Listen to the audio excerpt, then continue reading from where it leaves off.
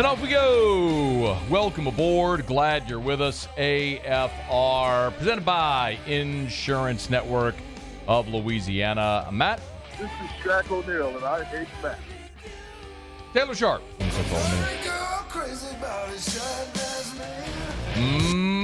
Muso. And Mr. Toby Tomplay.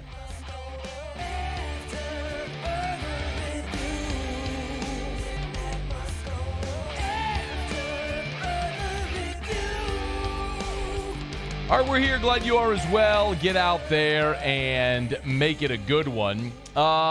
This is going to be a very interesting day.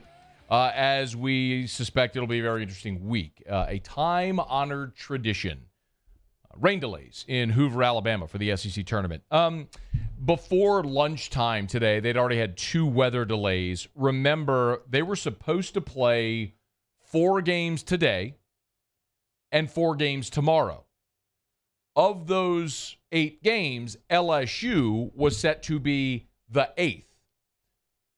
Right now, the first game of the SEC tournament is in the bottom of the 8th inning. This was a game that was scheduled for a 9:30 a.m. Central Time start between Alabama and Georgia. It's 5-1 Bama, bottom 8. So they're nearing completion of the first game, and all of the weather isn't even through Hoover yet. They're expecting more rain this afternoon in the next hour or so, sometime after 4 o'clock Central. So I think, based on some of the conversations I've had with people in Hoover today, the best case would be if they finish 2 complete games today. If that's the case, it's just literally not feasible to play 6 games in a day tomorrow. So for LSU, that likely means they're not going to play baseball tomorrow. I want to be very clear. This is speculative on my part. If they keep the current schedule format, etc., it is going to be a gigantic ask to try to get the first 8 games in these first 2 days, given the weather that's there in Hoover. Could they switch everything to single elimination? Maybe. Could they try to just get everything in, 7-inning games? I don't know. I don't know what's on the table, what they're discussing. But for LSU, their slot for tomorrow as the 4th game of day 2, the 8th game of the tournament, that already is in serious jeopardy given the weather delays that they face. So we'll keep you posted as we know more, but we're keeping our eye there on the SEC tournament in Hoover to see what it means. Now for LSU, of course, as Jay Johnson yesterday kind of went through their injury situation. Trey Morgan's played the whole season with a brace on his knee. Cade Beloso was lost in the pre-game hype huddle game 1. Javen Coleman's on the shelf for the year with Tommy John. You got Jacob Berry with a broken finger. You've got Gavin Dugas with a swollen hand. You got Kay Doty with a dislocated shoulder. Like, an extra day rest, that ain't the worst thing for this team at this point. So if it plays out that way, we'll certainly let you know. But we're keeping our eye on Hoover. We have it on monitors here in the studio. We'll let you know as the afternoon goes along how it's looking there in Hoover. All right, glad to have you aboard with us here. Shea Dixon in 10 minutes. Not sure you saw, but Eli Holstein from Zachary, a one-time Texas A&M commit, today pledged to Alabama. So while that sucks, a local kid going to Alabama, it does kind of clear up. It would seem to clear up some of the Arch Manning situation as well, and maybe kind of reshuffle the deck for LSU and what they're looking for a quarterback in the 2023 class. So we'll talk about that with Shea Dixon in 10 minutes from right now. The kind of significant news today as Saints begin OTAs is not so much what's going to happen on the field or Dennis Allen's OTAs, all that sort of stuff, but more so who is there. And I'm not even talking about the rookies that are there or Jameis Winston as a veteran player there at OTAs. The thing that's the most important to remember about OTAs is they're voluntary. They are voluntary, organized team activities. They're at this point of the year. So you don't have to attend. But OTAs are here. And one thing that we do know, and Nick Underhill tweeted this on Monday evening, is Michael Thomas is in the building. So while that may not seem super significant, keep in mind where this whole thing has transpired over the last year and a half. Certainly it's been very contentious over the last year, but really over the last year and a half as we've monitored from Thomas's ankle injury at the end of the 2021 season and how it all transpired last offseason and through all of this year. The fact that Michael Thomas is there for voluntary team activities is massively significant because there was so much conversation and contentious argument about whether or not Michael Thomas would ever return, would he be part of this organization, all of that good stuff. And we seem to have our answer now. Not that we doubted it. The question is, can he be ready, healthy to go for week one? But as we kind of look back at the Michael Thomas saga, it seems like it's nearing its end. Like, let's kind of jump in a little bit of a time machine and remind ourselves here.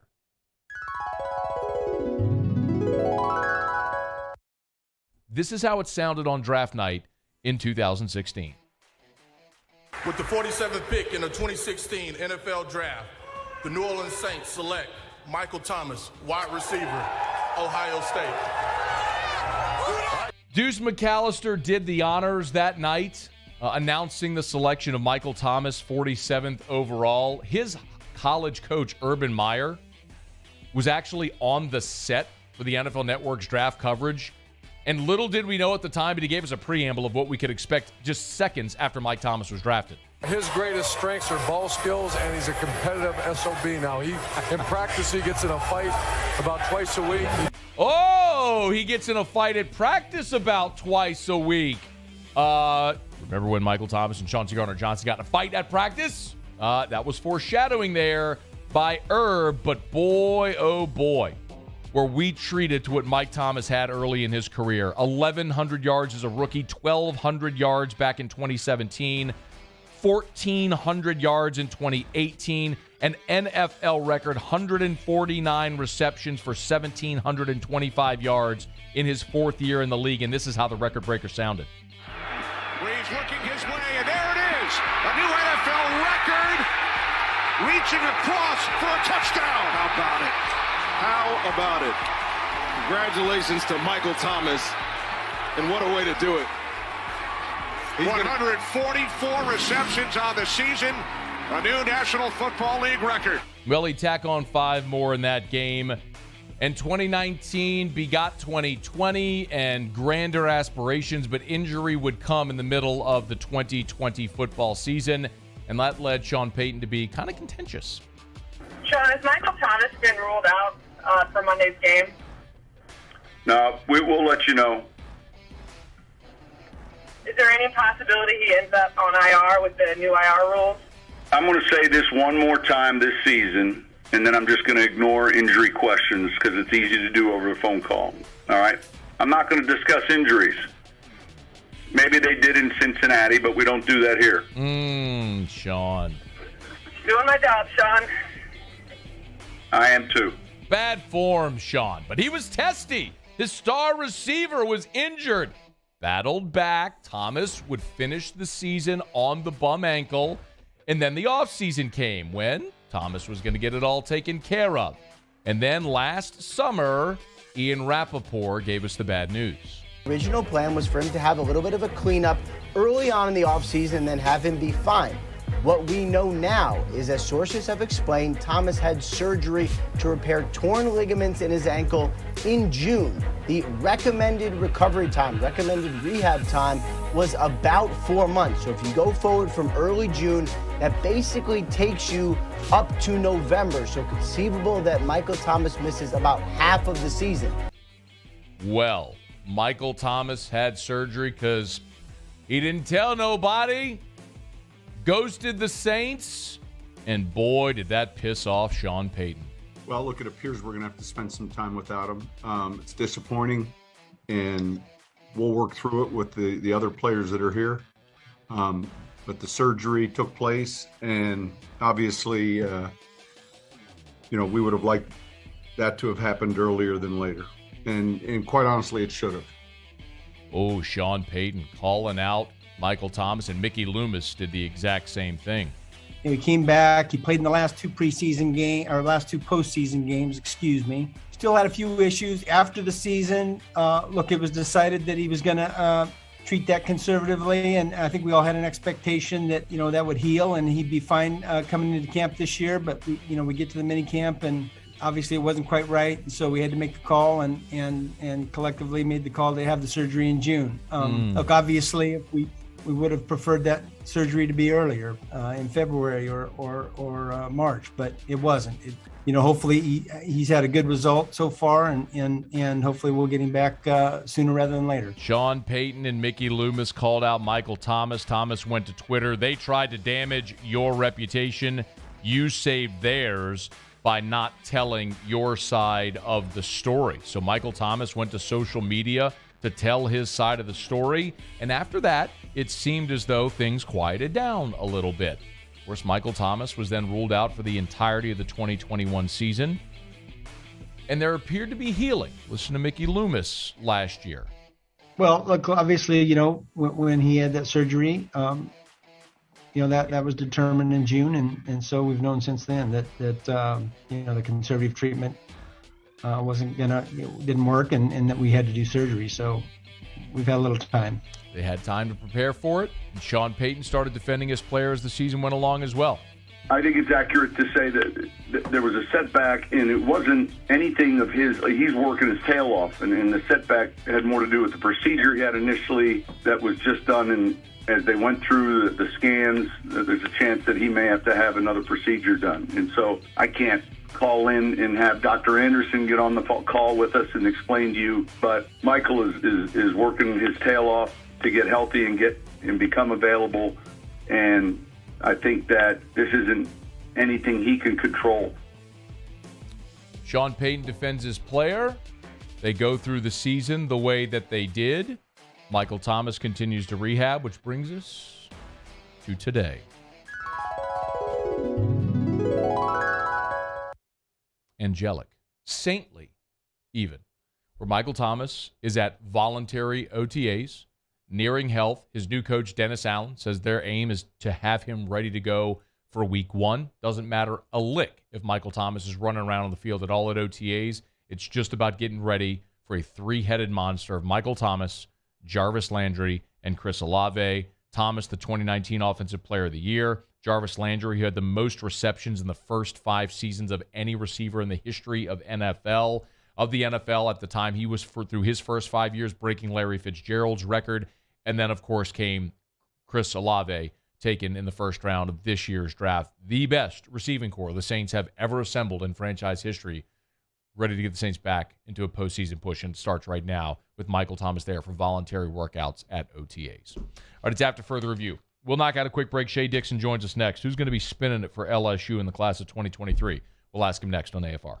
AFR. AFR is brought to you by River City's 1 Hour Air, where they're always on time, or you don't pay a dime. 752-0001, 752-0001, 752-0001, or 1hourbr.com. Give our friends at River City's 1 Hour Air a call. Always love to share great testimonials. This was another 5-star review that came in via Google. It says, Fieros was very nice. Said even my daughter commented on it. Was extremely helpful in explaining all of the services he was performing. Even after coming earlier in the day, he came back in the evening to help repair a problem. That's the exceptional customer service you'll always get from River City's 1 Hour Air. 752-0001, 752-0001. Remember, mention the Moscona special. They'll always save you $25 on any system repair. And right now, that preseason AC tune-up, just $97. 752-0001, 752-0001, or 1hourbr.com for River City's 1 Hour Air. Gulf Coast Bank and Trust is giving our customers the power to bank anywhere, anytime during this challenging event. And we're right there with you. Our mobile banking app is a smart way to manage your money and time. Gulf Coast Bank and Trust, the bank that cares about you. At All-Star Toyota, you get it all. If you're in the market for an all-new Toyota vehicle, come see our friendly and knowledgeable sales team at All-Star Toyota. Located in Baton Rouge at the corner of Airline and Goodwood, we've been serving our community since 2005 by offering a large selection of new Toyota cars, trucks, and SUVs. Get behind the wheel of your dream car and take a test drive at All Star Toyota today.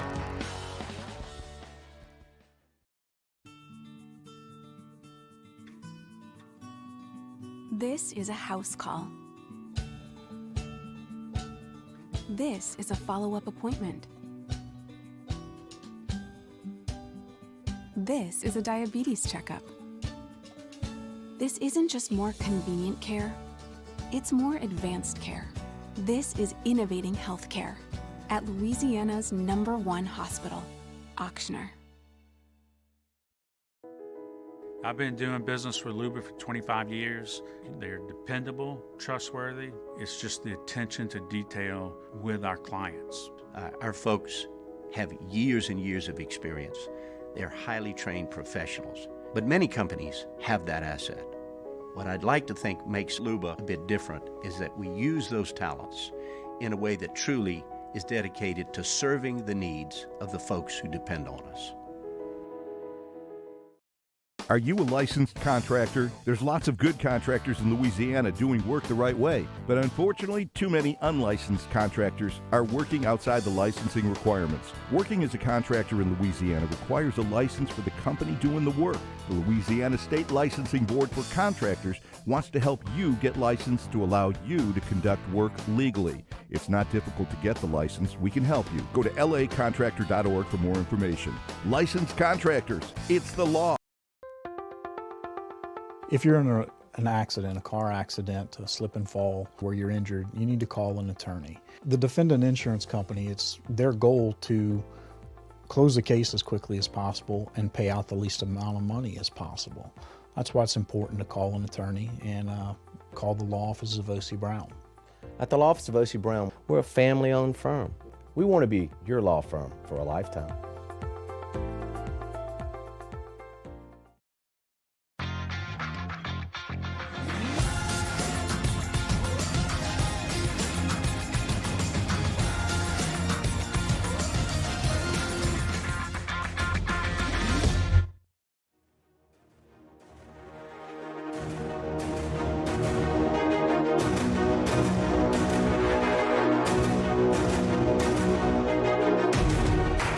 After further review with Matt Moscona, presented by Insurance Network of Louisiana. Call for a free quote to see how much you can save. 293-0450. After further review with Matt Moscona, ESPN Baton Rouge, New Orleans, Alexandria.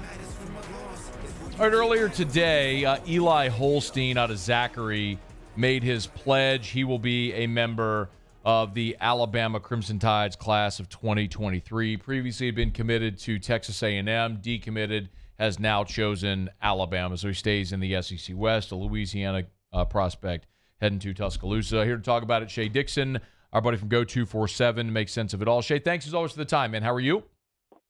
Absolutely. I'm doing well. How are you, Matt? I'm doing really well. Thanks, man. Let's first start with a reaction to the Holstein news. Was this a surprise that he picked Bama? Not at all. I mean, even back when he was committed to A&M, which he'd kind of shut things down early, was one of the first national, one of the top quarterbacks nationally to have his dominant drop whenever he committed to A&M. But even then, he was being recruited heavily by Bama, and when he backed off, that commitment reopened things. The consensus feeling was that Alabama at that stage, they had been after some other quarterbacks, but that they were kind of down to Arch and Eli as two of their kind of top targets, and Arch had set some visits for June, but it wasn't a big surprise to go ahead and see them pop Eli now and take him as the quarterback in the class. And I know he had made the visit to LSU a week ago, and it was the first visit he's made, certainly with the new staff, but even dating back to the old staff, he hadn't been on campus in a year, more than a year probably. So it was a foregone conclusion, to most people who follow recruiting, that he was going to leave the state. It just was a matter of which school, and it was kind of no surprise that it was going to be an SEC West school, because that was being committed to A&M, heavily recruited by Bama. Florida from the East was kind of in there, and obviously LSU tried to get in. So he was going to end up at an SEC school regardless. Why, Shea? Why was that such a foregone conclusion for Holstein to end up at an SEC school out of state? I think from an LSU perspective, I'm saying it was because it just didn't seem like he ever showed much interest in, kind of taking off with LSU in the recruitment process. I mean, he had an offer from the old staff, obviously, when the new staff comes on. Joe Sloan had recruited his brother, Caleb, and signed him while he was at Louisiana Tech as the OC. So he knew the family and was recruiting them. And, he stopped by Zachary. They've got a number of D1 players on their team. So beyond that one visit, or I guess he made two visits, came by over the weekend and then came back on a Monday a couple of weeks ago. Beyond that was the first visit he had made really through the heart of his recruitment, for a year plus. So just the fact that he's a Zachary kid and wasn't ever kind of coming around LSU made it clear that, he wasn't playing any games with it. It wasn't like he was visiting LSU every weekend and suddenly popping for Bama. It was just, look, it's pretty evident early on that this is the guy who's going to lead the state. Shea Dixon's with us. He's on Twitter at Shea Dixon, go247. Okay, so the obvious then domino is, well, Arch Manning seemed to be down to 3, right? It was Texas and Georgia and Bama. Well, if Eli Holstein is now on board with Bama, does that mean Arch is down to Texas and Georgia? I don't think necessarily. I think that Arch will go wherever he wants to go, and whether that school has a quarterback committed already or not probably won't sway him one way or the other. But at the same time, I think that Bama's reading this is probably, hey, look, we're in the top 3 for Arch, but if we're sitting 3, do we go ahead and close on a quarterback? And they had been high on another kid, Nicholas Imaliva, who ultimately committed to Tennessee. He had gotten kind of a lot of traction because of a supposed big NIL deal. You recognize the name. He'd been in the news a bunch. But for them, I think it was, hey, look, if we're going to wait around and potentially miss on Manning, do we go ahead and kind of lock up a guy right now that wants in the boat? And Holstein was that guy. So I think it probably shows that, and I didn't think that Bama would get Arch. I thought that Georgia and Texas were kind of the 2 teams out front. So kind of not a big surprise, no matter which way you slice it, that, Bama went ahead and said, okay, let's kind of move on. We'll keep swinging for Arch. If he wants to visit, great, but you've got a quarterback in the boat now. Shea, the obvious next question then becomes, okay, well, what about LSU? You had 2 real blue-chip prospects in the state with Arch and Eli Holstein. They're both obviously, it would appear, I don't want to completely dismiss Arch Manning. It just doesn't seem like LSU is going to be the destination. Well, actually, let me not miss that point. Is LSU going to continue to pursue Arch Manning at this point? I think you continue to pursue Arch Manning in the same way you continue to pursue Eli Holstein, over the past year, even when he wasn't dropping in for visits and all of that. When you've got a kid of that caliber in your state, you recruit him, you talk to him, you call him, you go to his spring game, you do all that. But at the same time, these guys have been around the block. Joe Sloan, Brian Kelly, Den Brock, everyone who's involved in recruiting quarterbacks can kind of say, okay, look, we need to go ahead and build out the board and not put all of our eggs into one basket. And I think smartly they've done that. I think they've got about 5 or 6 quarterbacks, Matt, that I would say that they've consistently recruited, and they've got kids on official visits, and they've brought them in. And Eli and Arch have been in that group. But remember, and this rarely happens, and I think it's probably because we're caught up on the reality that Arch is the number 1 player in the country, and he's a Manning, and he's in Louisiana, but it's not a state that churns out quarterbacks a ton. We've talked about that over a decade on the radio together.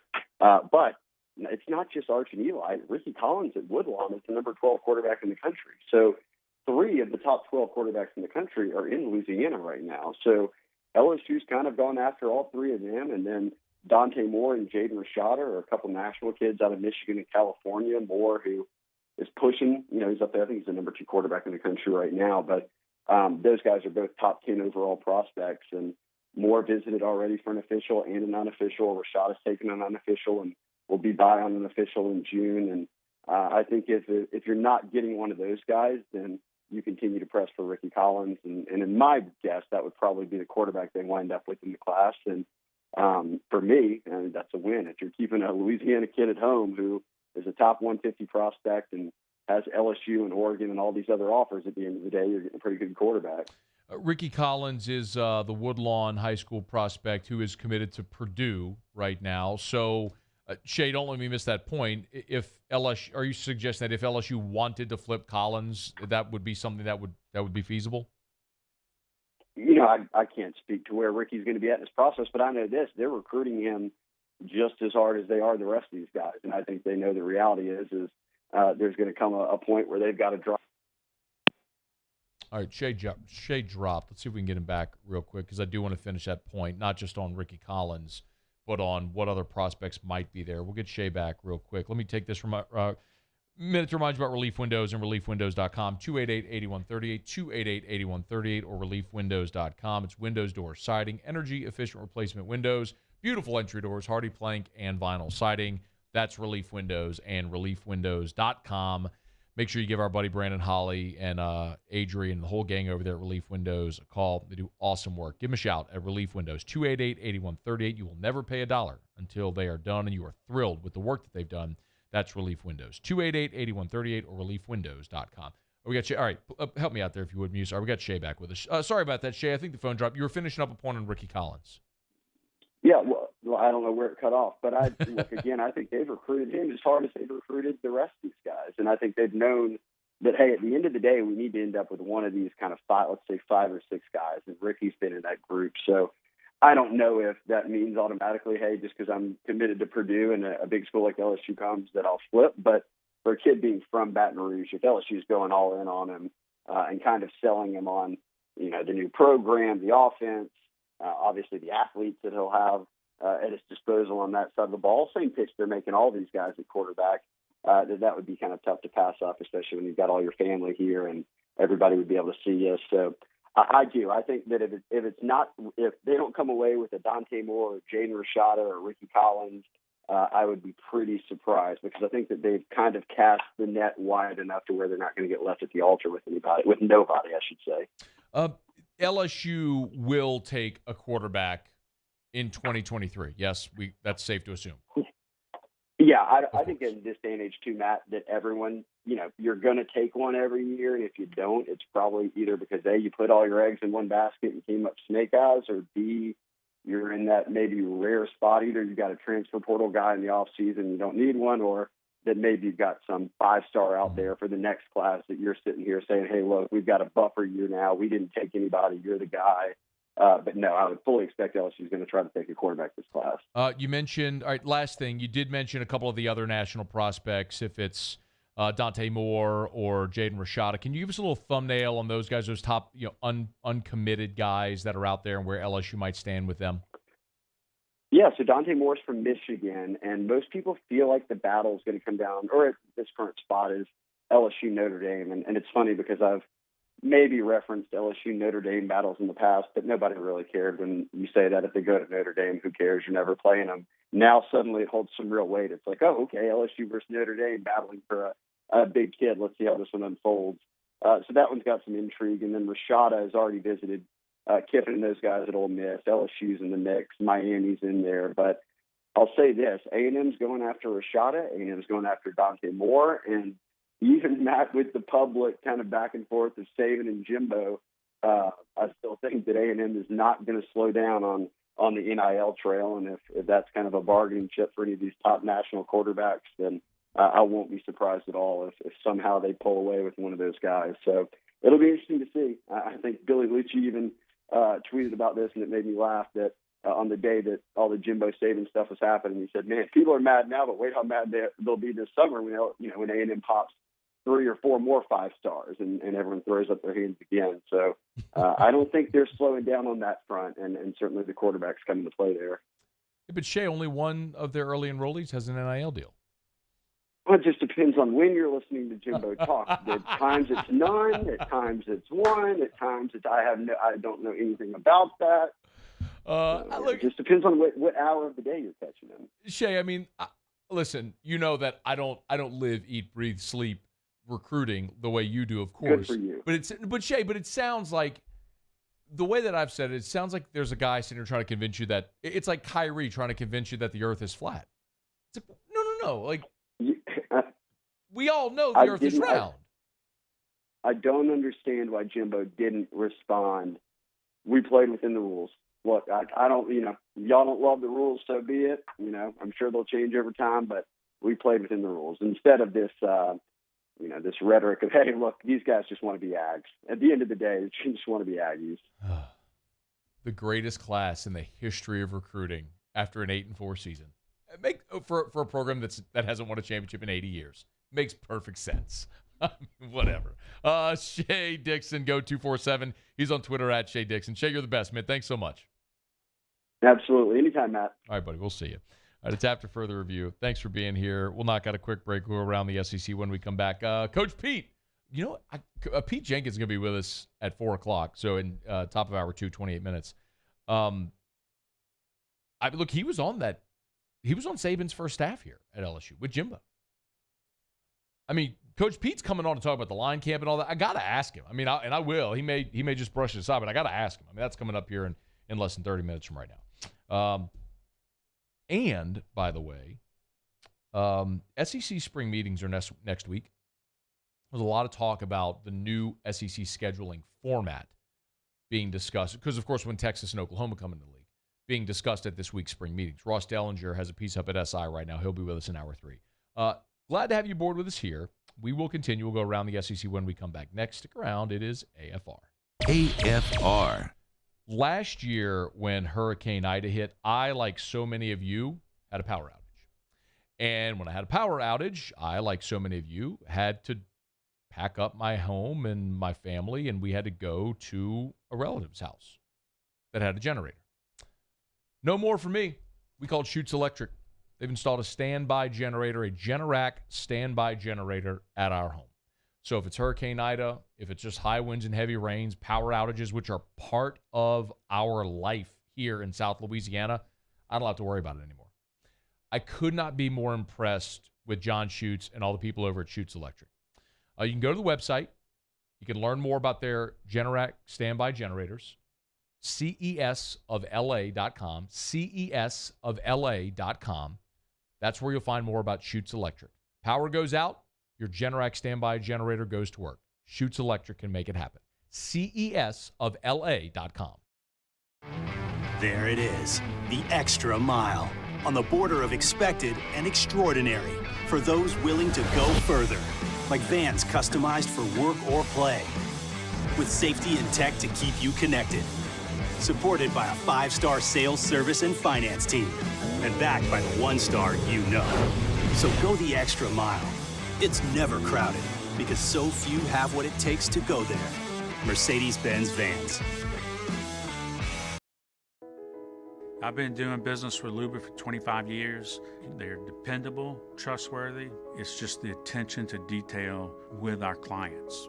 Our folks have years and years of experience. They're highly trained professionals, but many companies have that asset. What I'd like to think makes Luba a bit different is that we use those talents in a way that truly is dedicated to serving the needs of the folks who depend on us. My own people call me an Uncle Tom. I play music. Been wined and dined by royalty. Trying to bring people together. All people. But regardless of all that kind of stuff, I'm still Louis Armstrong. Here's the man you're waiting for, the king of jazz, Louis Satchmo Armstrong.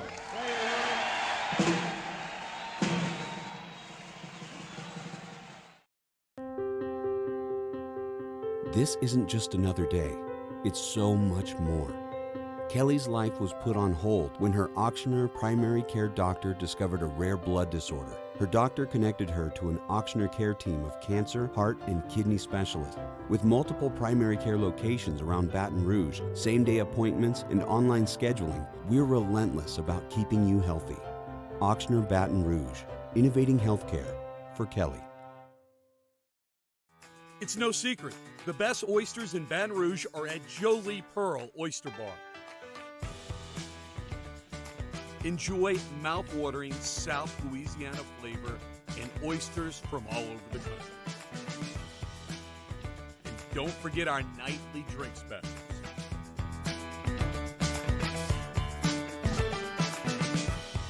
Jolie Pearl Oyster Bar, located in downtown Baton Rouge. Eli's always been into grilling. It took us a while to see it, but the signs were there. What are you doing, Eli? I knew grilling was my thing. I have been talking about it throughout my career. Happy with the results? I am. Got the new grill from barbecueguys.com. It performed great. My advice, as I always told my boys, do more of what you're born to do. Barbecue Guys. For those.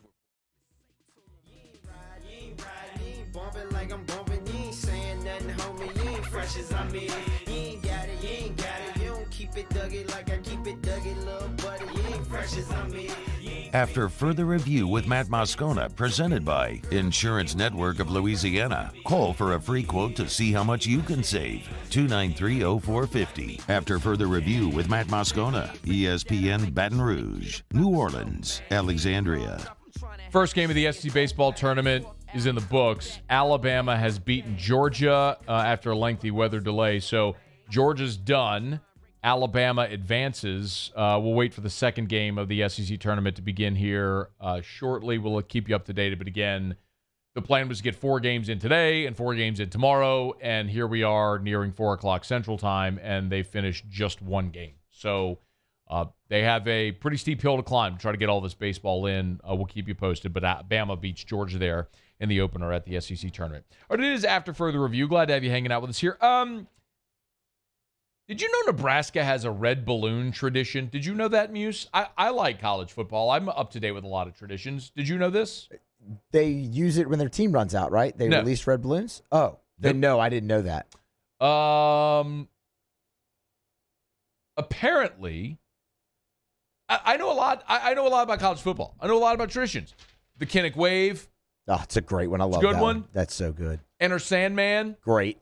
Love it. Sandstorm. Sandstorm? I know in South Carolina, yeah. I know a lot of them. I even know Nebraska traditions. Their sellouts. Oh, they've had the long sellout streak, the black shirts for their defense. I mean, yeah. I know a lot about traditions. Apparently, since the 1960s, Nebraska has been handing out red balloons before home games at Memorial Stadium to fans as they enter, and the tradition is they release balloons after Nebraska scores its first touchdown. Had no idea. Seen a lot of Nebraska games over the years. Never saw this tradition. And here in the last 20 years or so, they probably had to wait a long time. That's true. More often than not to release those balloons after the first touchdown. Well, anyway, there is a helium shortage, a world helium shortage, right? Apparently, Russia. This is from the Associated Press. Apparently, Russia is one of the world's top helium suppliers, and since the United States has sanctions on Russia right now because of the invasion of Ukraine, you all get the story. It's hard to get helium right now. So if your kids are having parties and you want balloons and everything, be mindful of that. Plan in advance. Hard to get helium right now because there's a helium shortage. They're suspending the balloon tradition. I'm honestly a little stunned that this has carried on for as long as it has because so many people complain about balloons because of the environment, right? Yeah. They go up and they got to pop somewhere. Eventually, and they fall come down. eventually. Maybe like a little sea lion eats it or something like that and chokes. I mean, that happens. Now, granted, you're in Nebraska. You're a landlocked state right in the middle of nowhere and cornfields and everything, but maybe the buzzards that eat the corn, maybe they choke on a balloon. I don't know how it would go, but because of the environmental aspect, I'm a little surprised they've continued this. But anyway, they're looking at Trev Alberts. So weird to say. Trev Alberts, the athletic director at Nebraska. Trev Alberts. Who's the AD now? He said they'll look at ways to replace it and maybe some new traditions as they move forward. But no balloons. It's kind of sad, man. I just learned about this tradition and it's over. It's over. Like, I didn't even get to see it happen. Well, there's pictures and videos. That's not the same. Whenever, well, it kind of is like whenever Tommy Frazier running for touchdowns through the Florida defense in 1995 and all that sort of stuff. I mean, you could always go back and watch the good old days of Nebraska when they would frequently release balloons early in games, or they would win games, which hasn't happened in a while. Still wear the corn on top of their head, though, so that's good. Yeah, I'm surprised. Nebraska is one of those programs that, golly, if 2022. Matt went back in time and tried to convince 1995, 1997 Matt that Nebraska was just going to be horrendous at football for 2 decades. 1995 Matt would have punched 2022 Matt in the face and said, "Get out of here, you sorcerer, with your lies." But I love to see it. I do love to see it. Okay, it's after further review. Thanks for being here. Let's go around the SEC. Around the SEC, presented by Gulf Coast Office Products, excellence in imaging solutions. The Alabama Crimson Tide. As we've discussed, Bama has got a commitment from quarterback Eli Holstein. That pledge coming Tuesday morning. Holstein, the number 54 overall prospect for the class of 2023, the 8th best quarterback in the country. 6'4", 222. Of course, he had offers from Florida, LSU, Miami, and Ohio State. Eli Holstein will be a member of the Crimson Tide. The Auburn Tigers. Zach Calzada, Texas A&M transfer who joined the program in the spring. He'll be full go for summer workouts after he was limited in spring due to an injury to his non-throwing shoulder. Calzada, TJ Finley, Oregon transfer Robbie Ashford, and true freshman Holden Geriner. Do you know how to say it? G-E-R-I-N-E-R? Or did they misspell it? Is it Griner? No idea. Holden. I don't think they misspelled it. His name is Holden. Holden. You know any Holdens? Not personally, no. Yeah, I do. I do know a Holden. You know a Yeah. Holden? What's Holden's last name? Duke. Holden Duke. Duke. Shout out to Adam Aycock, who I played football with in high school. Adam Aycock. Some of the funny guys on the team used to call him Holden. Seriously, that's honest, good and true story. That was his nickname. Called him that. But Adam Aycock, by the way, was one of the strongest dudes you'd ever see in your life. And, he probably could have ripped your arm off and beat you to death with it. Shout out to Adam Aycock. Number 6, fullback linebacker, friggin' beast mode. The Florida Gators. Holden. You get it? You get it? Holden? Yeah, I get it. Yeah. It's a good one. That was a good one. High school nicknames. Florida men's basketball program added a commitment Monday from Dr. Phillips. Orlando shooting guard Riley Kugel pledged to the Gators over LSU and Georgia, but joke's on you. LSU don't have any roster spots anymore, so whatever. Kugel initially signed Mississippi State, was released from his letter of intent when Ben Howland got fired. Corey McCray was the recruiter at Mississippi State who's now at Florida, so hence the connection there. 6'4", 180 is the number 48 overall prospect, the number 4 shooting guard for the class of 2022. The Georgia Bulldogs. And Georgia baseball, which just got bounced from the SEC tournament, their coach Scott Strickland said plans for stadium expansion and renovation are set to be formalized and released this fall. Georgia hired the same architects that recently did the Arkansas baseball renovation of Baum-Walker Stadium. This is not expected to be as palatial as the $27 million upgrade that Arkansas did. Foley Field renovations will be more player development areas, pitching lab, batting cages, weight room, things like that. They'll also add a plaza area for fans, premium seating, and a student section on Cudsey Hill.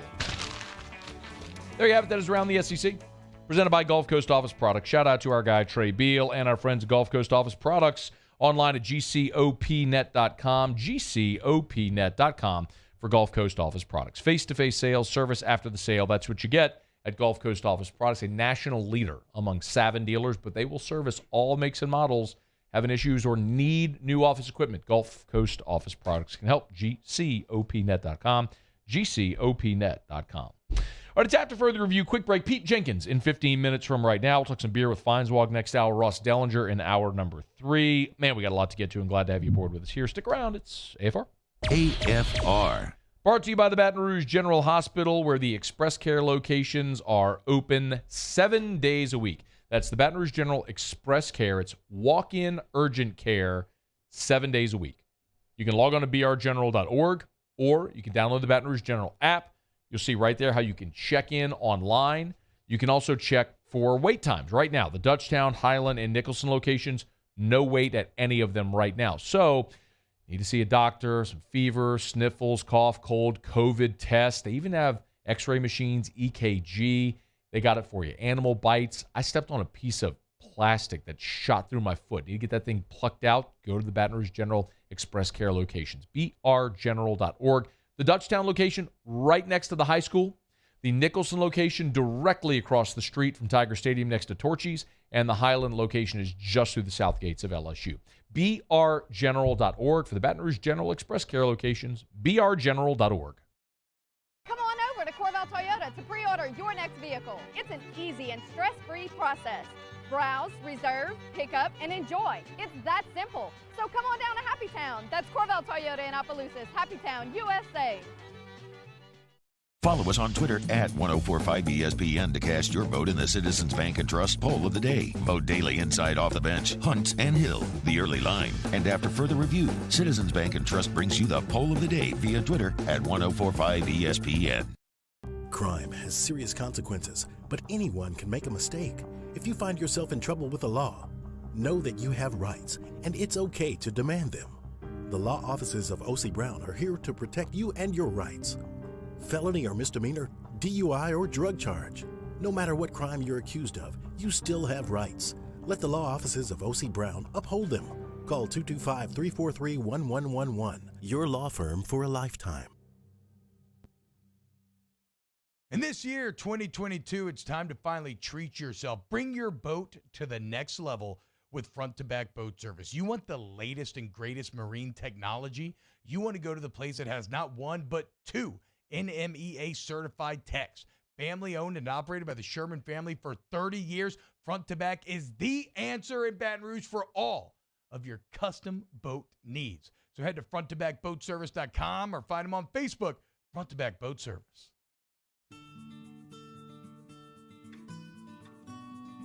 This is a house call. This is a follow-up appointment. This is a diabetes checkup. This isn't just more convenient care, it's more advanced care. This is innovating healthcare at Louisiana's #1 hospital, Ochsner. I've been doing business with Luba for 25 years. They're dependable, trustworthy. It's just the attention to detail with our clients. Our folks have years and years of experience. They're highly trained professionals, but many companies have that asset. What I'd like to think makes Luba a bit different is that we use those talents in a way that truly is dedicated to serving the needs of the folks who depend on us. If home is where the heart is, a roof is a shield. That's why for over 25 years, South Louisiana always turns to Garcia Roofing and Sheet Metal. For more information, visit GarciaDidMyRoof.com.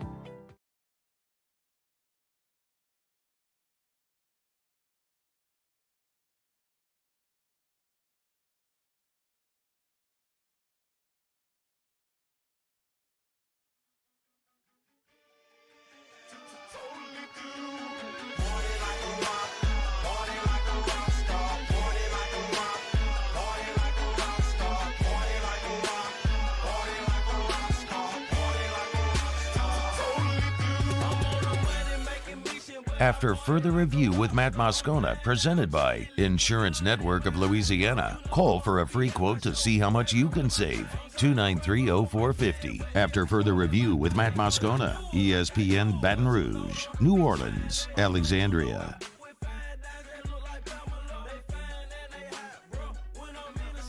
All right, wrapping up hour number one. Coach Pete Jenkins in 10 minutes from right now. So they are delaying the start of South Carolina, Florida at the SEC tournament. First game is finished. Bama beats Georgia 5-3, so Georgia's out. Bama advances. Remember, the first day is single elimination, then you move into the double elimination portion.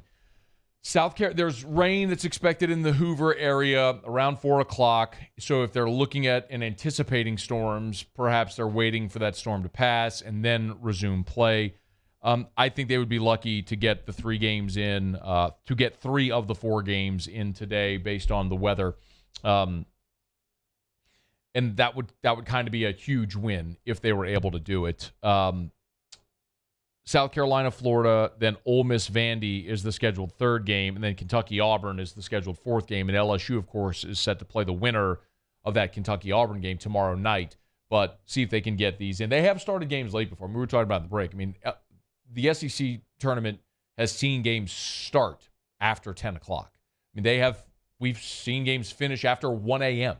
So, I mean, it's possible. It's possible they could do it and play late into the night, and we'll just have to watch. It's why it's unenviable for LSU drawing that late window, because you just never know when your game is actually going to start. So, all right, it's after further review. We're glad to have you aboard with us here again. Coach Pete Jenkins here, less than 10 minutes from right now. The NFL owners' meetings are going on while OTAs begin today, which is fantastic news. We talked about earlier, Michael Thomas is present for OTAs for the Saints. Owners' meetings are happening today in Atlanta, and Ian Rappaport and others are reporting the NFL is discussing the Pro Bowl week and ways to improve it, including eliminating the traditional game and using Sunday to showcase the players in it. So they're kind of discussing what might be the alternatives for the Pro Bowl. Either way, the Pro Bowl is set for Las Vegas this coming February, and the league says they will still gather all of the players and their families together for the week of festivities. It's just what's going to replace the game if they choose not to hold the Pro Bowl game. Some things mentioned: a skills challenge, flag football games, demonstrations on EA Sports Madden video game. The interesting thing about the Pro Bowl, and we've talked about it here for a long time, is the Pro Bowl this year had 6.69 million viewers. Sometimes, and look, that is the lowest since 2006. It's 17% down from 2019. But 6.6 million viewers is still an incredible ratings win. Like, let me just pull up TV ratings from last night. Again, a Monday night, TV ratings. CBS had a finale of The Neighborhood. You ever seen The Neighborhood? The Neighborhood got 5.7 million viewers. That won the night. NCIS Hawaii got 5.2 million. Let me put it, this is better. Celtics Heat, okay? The Eastern Conference Finals, Game 4 of a competitive series. Boston and Miami, two giant markets, two really traditional franchises. That game drew 4.7 million viewers. The Pro Bowl this year, with its lowest rating since 2006, drew 2 million more viewers than Celtics Heat did last night. It's still a ratings winner. Even though it's not Sunday Night Football, it's still a ratings winner, and it's a TV window. And it's interesting because typically if you have something that's going to generate 6-7 million viewers, you don't just abandon that. But the NFL appears close to maybe doing that, or they're at least looking for alternatives this week. So whatever that may be as it comes out, I'll tell you. I don't really care about the Pro Bowl. It's not something that I'm truly interested in. I was when I was a kid. I love seeing what Saints players would be there, and you're looking for the Saints helmet on the field when they're playing out in Hawaii. But if guys are more concerned with health and not playing a traditional football game, it's okay. I mean, you can't make the players want to go play. So how do they not fix the game itself, but what do they do with that week to be fan engaging? That's kind of what the owners are discussing today. All right, it's after further review. SportsCenter's coming up. We'll get you caught up on national headlines. Of course, our Tuesday shows are brought to you by Insurance Network of Louisiana. Better coverage for less money. It's 293-0450, 293-0450, or lainsurance.net. All right, Coach Pete Jenkins will join us when we come back next. Do you want to talk to him, of course, about defensive line play, promo, the line camp that's coming up, but also got to ask him about Saban and Jimbo. Done a lot of work with both, knows them both very well. We'll get to that with Coach Pete when we come back on AFR. AFR. Brought to you by Shaw Bills Tire and Auto Service, ShawBillsTire.com. Bumper-to-bumper auto service and name brand tires at wholesale prices. For more than 50 years, Shaw Bills, we keep you rolling. So go to the website. This is the best way to do it. No matter what your preference. Of course, mobile site is available as well. ShawBillsTire.com, ShawBillsTire.com. If you want to call, cool. Go to the Find a Location tab at the top right and just find the location nearest you and call the location nearest you to schedule service. If you'd prefer to text, cool. Look at the bottom right. There's a text bot. Just tap it, select the location nearest you, and boom, you're chatting with an associate instantly from Shaw Bills. ShawBillsTire.com, ShawBillsTire.com. Nobody will sell you name brand tires at wholesale prices like Shaw Bills. So, buy the best tires on the road for the cheapest price possible and get award-winning customer service. That's Shaw Bills. Shaw Bills, where we keep you rolling. Bayou Ford has the new inventory to get you in a new Ford truck or SUV today, or customize your next vehicle just the way you want it. All new Bayou Ford vehicles come with a 1 million mile powertrain warranty. The crew at Bayou Ford is going to do right by you.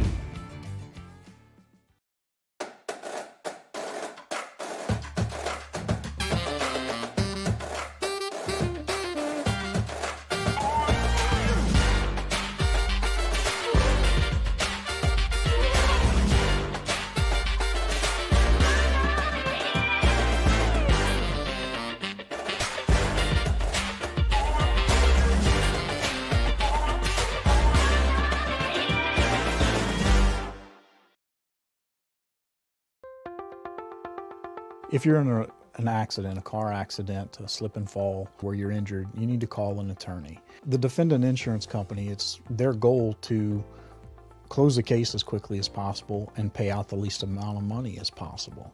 That's why it's important to call an attorney and call the law office of O.C. Brown. At the law office of O.C. Brown, we're a family-owned firm. We want to be your law firm for a lifetime. Gulf Coast Office Products is a nationally recognized Savin office equipment dealer based right here in Louisiana. Over 100 employees strong, Gulf Coast has the boots on the ground to support all vertical markets, from education, engineering, legal, and finance. With the latest in office technology, from desktop to production segment units, Gulf Coast and Savin have the perfect fit for you.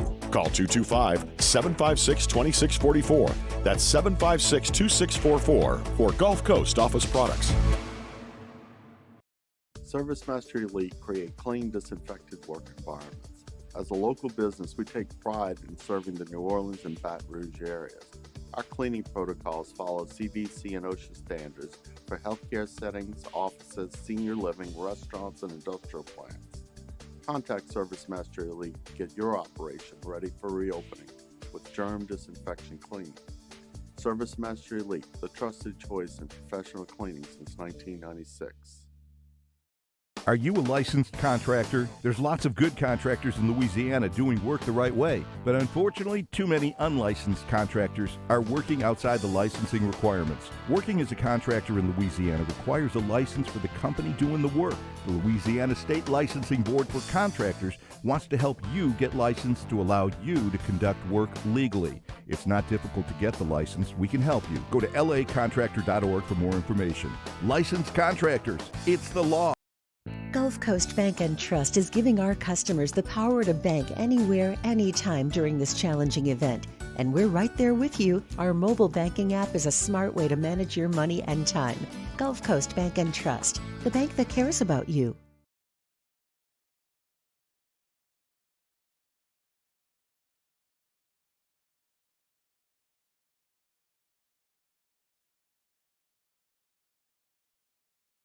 This is SportsCenter. I'm Christine Lisi. Only one win separates the Warriors from the 6th NBA Finals appearance in the last 8 seasons. They will try to get that victory and complete the sweep of the Mavericks in Game 4 of the Western Conference Finals tonight, 8:30 Eastern, ESPN Radio. Since no NBA team has ever blown a 3-0 series lead and lost, the expectation is that Golden State will advance to the NBA Finals at some point, where there will be one key for the Warriors to win another title, points out First Take host Stephen A. Smith. Golden State Warriors that I expect to win the championship is a Golden State Warriors that's going to be making perimeter shots. Because here's the thing that everybody needs to remember. The Dallas Mavericks ain't Miami or Boston. They have nothing on their front court defensively. They have no rim protection. They have no shot blockers. That's not a problem with Miami and Boston. Golden State's Otto Porter Jr. is out tonight with foot soreness. A pair of Game 4s in the Stanley Cup playoff second-round doubleheader tonight. Rangers seek to tie things up at 2 games each when they welcome the Hurricanes 7 Eastern on ESPN TV. Then the Oilers host the Flames. Edmonton has a 2-1 series lead. Feeling great starts with a great shave. And great shaves start with Barbasol Shaving Cream. And for a limited time only, capture your Barbasol Jurassic World collector cans before they're gone.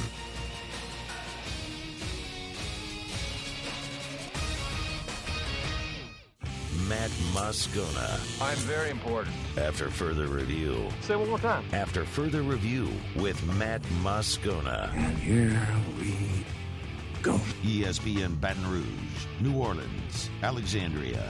Live from the Mercedes-Benz of Baton Rouge studios.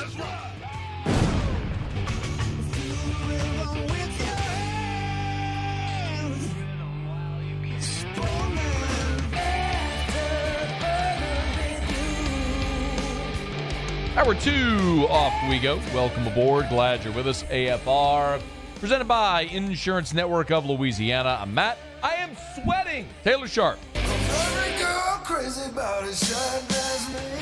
Muso.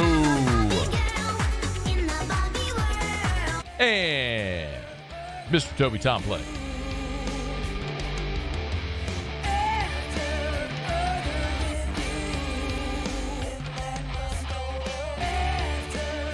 All right, we're here. Glad you are as well. Get out there and make it a good one. Talk to Ross Dellinger next hour about proposed scheduling format changes for the Southeastern Conference, which are expected to be discussed next week during the SEC spring meetings in Destin. Also coming up next month is the Louisiana Line Camp. Had the great pleasure to talk to Kevin Mawai last week. One of our favorites, Coach Pete Jenkins, good enough to join us here on the show for a couple of minutes. Coach Pete, it's always our pleasure. How are you, sir? I'm doing very well, man. Thank you. Man, it's our pleasure. We appreciate a couple of minutes. Do you still get the juice for the camp every year? I mean, what is this now? Yes. You're 36, 38? Where are we? 32. 32. Yeah. Why do you still love doing this so much? Hey, look, Matt, when I leave Thibodeau, when I leave the camp at the end of the camp, I start missing it, and I start getting ready for the next year. I mean, I love that camp. You're an alumni of that camp. You know, I miss that camp year-round until it comes around. And, I love that camp. It's really special. Coach, did last week when we were talking to Kevin Mawai, he mentioned we're trying to get a deal for Boudreaux's butt paste to get all the campers their butt paste to take care of all the potential chafing. Any progress there? I'm going to leave that to Mawai, okay? Hey, let's talk a little bit about – No, go ahead. Sorry. Go ahead. I heard about you guys. I heard about the broadcast and you and Kevin. I got a kick out of it.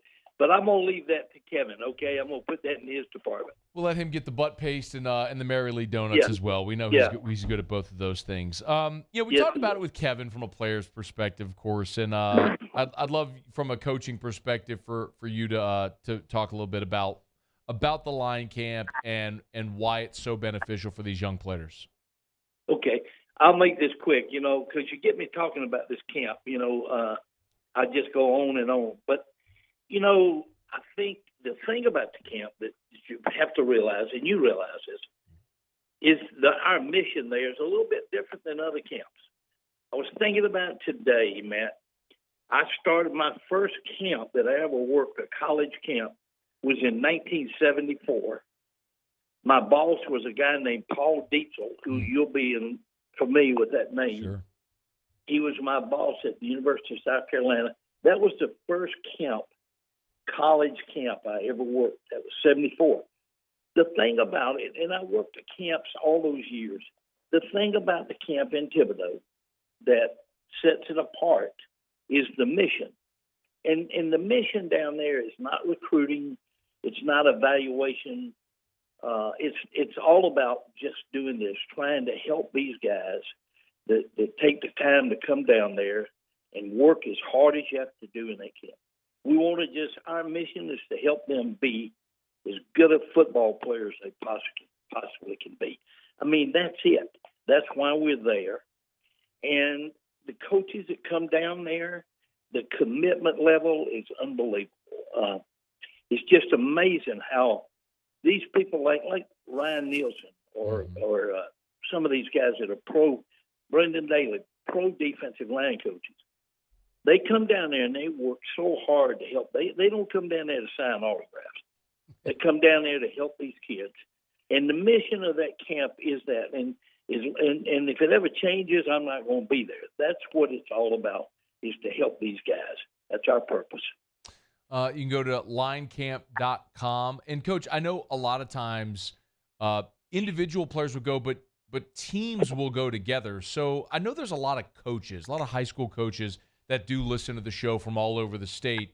Right. What would be the pitch to a high school coach listening right now about coming down to camp and bringing their whole team? Well, I hope all the linemen, whether it be offense or defense, I think the week working together down there on fundamentals, 6 hours a day you're working on fundamentals. I just think it's a tremendous asset. And a lot of people bring their offensive line or their defensive line or both, and them working together, them struggling through 6 hours of practice a day, I think it's very beneficial for them in a lot of ways. But they and I didn't either now, Matt. When I was a coach on a team, I never had that much time to devote to fundamentals of the game. And so the coaches don't have that. They just don't have that much individual time, as you know. So this is a camp that's really basically made up of individual period 3 times a day. And it's the only place probably in football, Coach, where 2-a-days still exist, I would imagine. 3? How about 3? Oh, yeah, 3 days. It's 3. Yeah. It's 3-a-days. 3 a days. Yeah, it's not for the weak at heart now. It really, and it's we give that shirt. You've got one. Oh, I got it. I survived, and the kids take a lot of pride in that. I think that struggle and going through the toughness of that camp and everything, I really, really think that it's beneficial. And when you got a teammate and you go through it with teammates and everything, I don't know. It's a good bonding type thing, I think, Matt. Make sure if you're a coach listening, bring your whole team down there. If you're an individual player, a parent of a player, you want to get involved. Because, Coach, individuals, even if a whole team doesn't go, individuals can still participate as well, right? Oh, yeah, absolutely. Certainly, yeah. Right. So make sure you get on and you register. Is there a deadline, Coach, also to register? I'm trying to find all the info. Do you have it offhand what the deadline is to register? Well, here's what we do. We begin the registration at 10 o'clock and we end the registration at 2 o'clock. Now, so many people now are doing it online, of course, that it's a lot different than it used to be. But we register them right up until the time that the camp starts at 2 or 2:30. We register them. So we don't turn people away, to be honest with you. Got it. And so 10 to 2 or 2:30 is our registration time if you don't do it online or if you don't do it by mail. You can go to the website as well to register. And I was trying to punch it and make sure I had the right one, but the one that keeps coming up for me is OFFDEFlinecamp.com. All right, what do you have? That's the old one. It's LouisianaLineCamp.com. I was plugging it in. It wasn't coming up for me, but I'll try again. I might have misspelled something. I do have fat fingers, so it might have worked out that way. But LouisianaLineCamp.com, LouisianaLineCamp.com. That'll get you there to go register. Coach Pete, I got to ask you a couple things. Have you been keeping an eye on the Tigers and Brian Kelly and what he's been able to do since taking over the gig? Matt, I'm watching from afar. The only guy I have that I know on the staff is Matt House. And I've worked with Matt a couple of times, the defensive coordinator. Sure. And the thing I do know about Matt's a very good football coach and a very sound football coach. So I was glad to see, Matt get hired there. I think he'll do a nice job. I don't know anybody else on the staff. And so I've kind of watched it from afar, to tell you the truth. Got my fingers crossed for him, and I think he'll do well. Somebody asked me the other day how I thought he would do, how Kelly, and I said, well, history is a great teacher, and that guy's got a great record. He's done well everywhere he's ever been. So I feel like that's my expectation for him at LSU also. Coach Pete, you had to get Nick and Jimbo in a corner and get them separated? What's going on there? Well, I'm really disappointed in that. I really am. I talked to Coach Saban Sunday, and he told me, he said, I didn't accuse anybody of cheating. He said, I wish I hadn't used any names.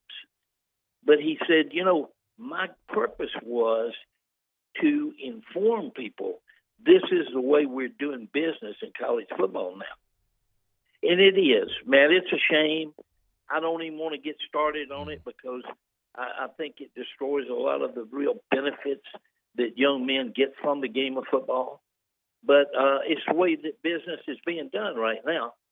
And he really, as he said to me, I wasn't accusing anybody of cheating. It was all done within the rules, even though it was done the way it was done. So I hope they'll let that thing. I know the commissioner has told them to cool it and all that, but I hope they'll let that thing. I could tell how angry Jimbo was. Sure. And how bitter he felt and everything. So I hope he can swallow that. College football, we really don't need that, Matt. We really don't need that right now. So I hope they'll let that thing die. Yeah. Two guys who have, they've been certainly colleagues for a long time. Absolutely. Yeah. The nature of the conversation, I think, is how upset Jimbo got, I think, is what got so many people's attention, the way that it all transpired. But, look, I think so.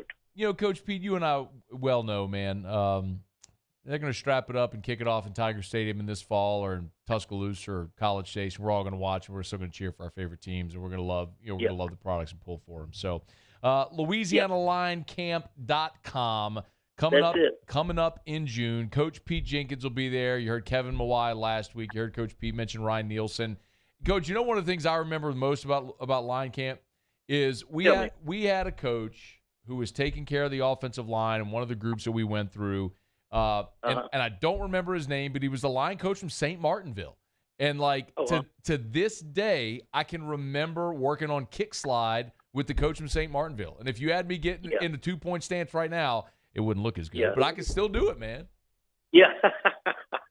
I'm going to check you out on that next time I see you, man. No, you're not, man. You'd be lucky to get me down to the crouching anyway. Coach Pete Jenkins, it's always a pleasure, Coach Pete. Thank you. Best to you, man. We'll be in touch, okay? Thank you so much, man. I appreciate your help, man. Of course. It's my pleasure. That's Pete Jenkins. We always appreciate his time, spending a couple of minutes with us here. Say talk to Nick over the weekend. Nick's kind of – look, when you say something on the record, when you say something off the record, when it's the same thing, it holds weight. So, I kind of do believe that Nick wasn't trying entirely to be accusatory of anybody cheating, and he's probably right. Shouldn't have mentioned schools, but it's the nature of it. The more surprising thing is that Jimbo continues to insist that they're not using NIL. It's like Bro Bible sliced bread. Yeah, Bro Bible sliced bread. Wait, do you have the other one? Right, let me hear it.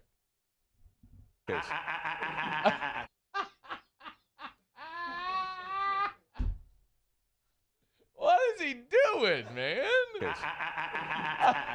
That is the sound of a deranged man. That is what that is. That man thinks it's a gotcha moment for a reporter. Totally was. That's what.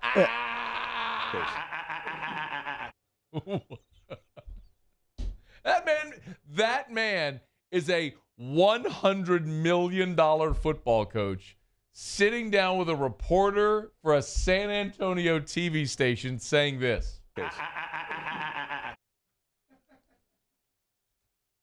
He referenced Bro Bible sliced bread. Bro Bible sliced bread. Dude, the only way that you would ever hear those words out of my mouth, ever, Bro Bible sliced bread, is imitating Jimbo Fisher. Yeah. Never in my life would I ever utter the words Bro Bible sliced bread, except to imitate Jimbo Fisher. Sliced bread's living the dream. Whoever that guy is, Jimbo's giving him so much pub. What a cosign. Bro Bible sliced bread. Y'all get to Louisiana Line Camp. I'm serious. LouisianaLineCamp.com. LouisianaLineCamp.com. I still have my I Survived Line Camp shirt. I'm sure everyone who ever went to it does as well. LouisianaLineCamp.com. We appreciate Coach Pete. All right, quick break. We'll talk some beer with Feinswag next. AFR. Brought to you by Darren James and Associates, powered by eXp Realty. Every home listed by every company, all in one place. You know where to find them. Agent225.com. Agent225.com. Y'all, every single time that interest rates tick up, what that means is your monthly payment ticks up as well. So if you are trying to buy a home, if it's that time where you're going to buy a home, you need to get pre-qualified today, and you need to start that process. So call Darren James, 335-7666, 335-7666, or agent225.com. Remember, when you work with Darren James, what Darren James provides is the Ritz-Carlton level service for real estate. 335-7666, 335-7666, or agent225.com. Don't just sell your home. Have an unbelievable customer service experience with Darren James. Think real estate, think Darren James. I've been doing business with Luba for 25 years. They're dependable, trustworthy. It's just the attention to detail with our clients. Our folks have years and years of experience. They're highly trained professionals. But many companies have that asset. What I'd like to think makes Luba a bit different is that we use those talents in a way that truly is dedicated to serving the needs of the folks who depend on us. This isn't just another day. It's so much more. Kelly's life was put on hold when her auctioneer primary care doctor discovered a rare blood disorder. Her doctor connected her to an auctioneer care team of cancer, heart, and kidney specialists. With multiple primary care locations around Baton Rouge, same-day appointments, and online scheduling, we're relentless about keeping you healthy. Auctioneer Baton Rouge, innovating healthcare for Kelly. It's no secret.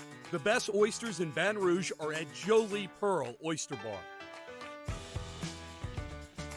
Enjoy mouth-watering South Louisiana flavor and oysters from all over the country. And don't forget our nightly drink specials.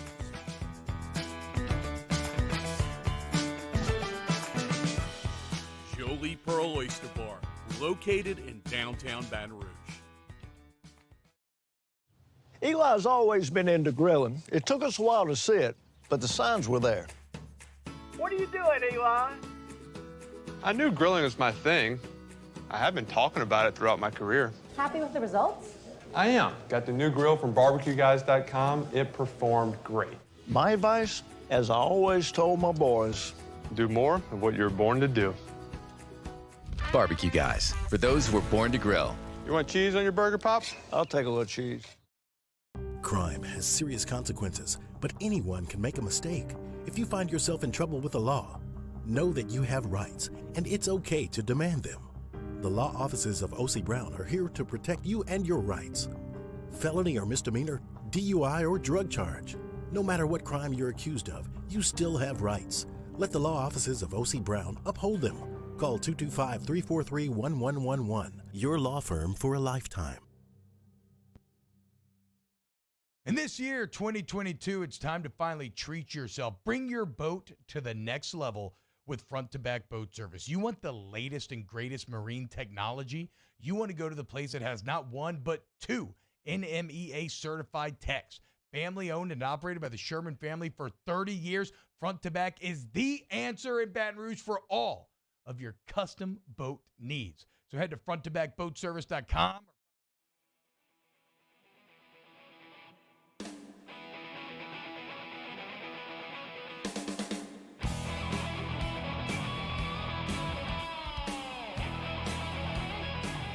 After further review with Matt Moscona, presented by Insurance Network of Louisiana. Call for a free quote to see how much you can save.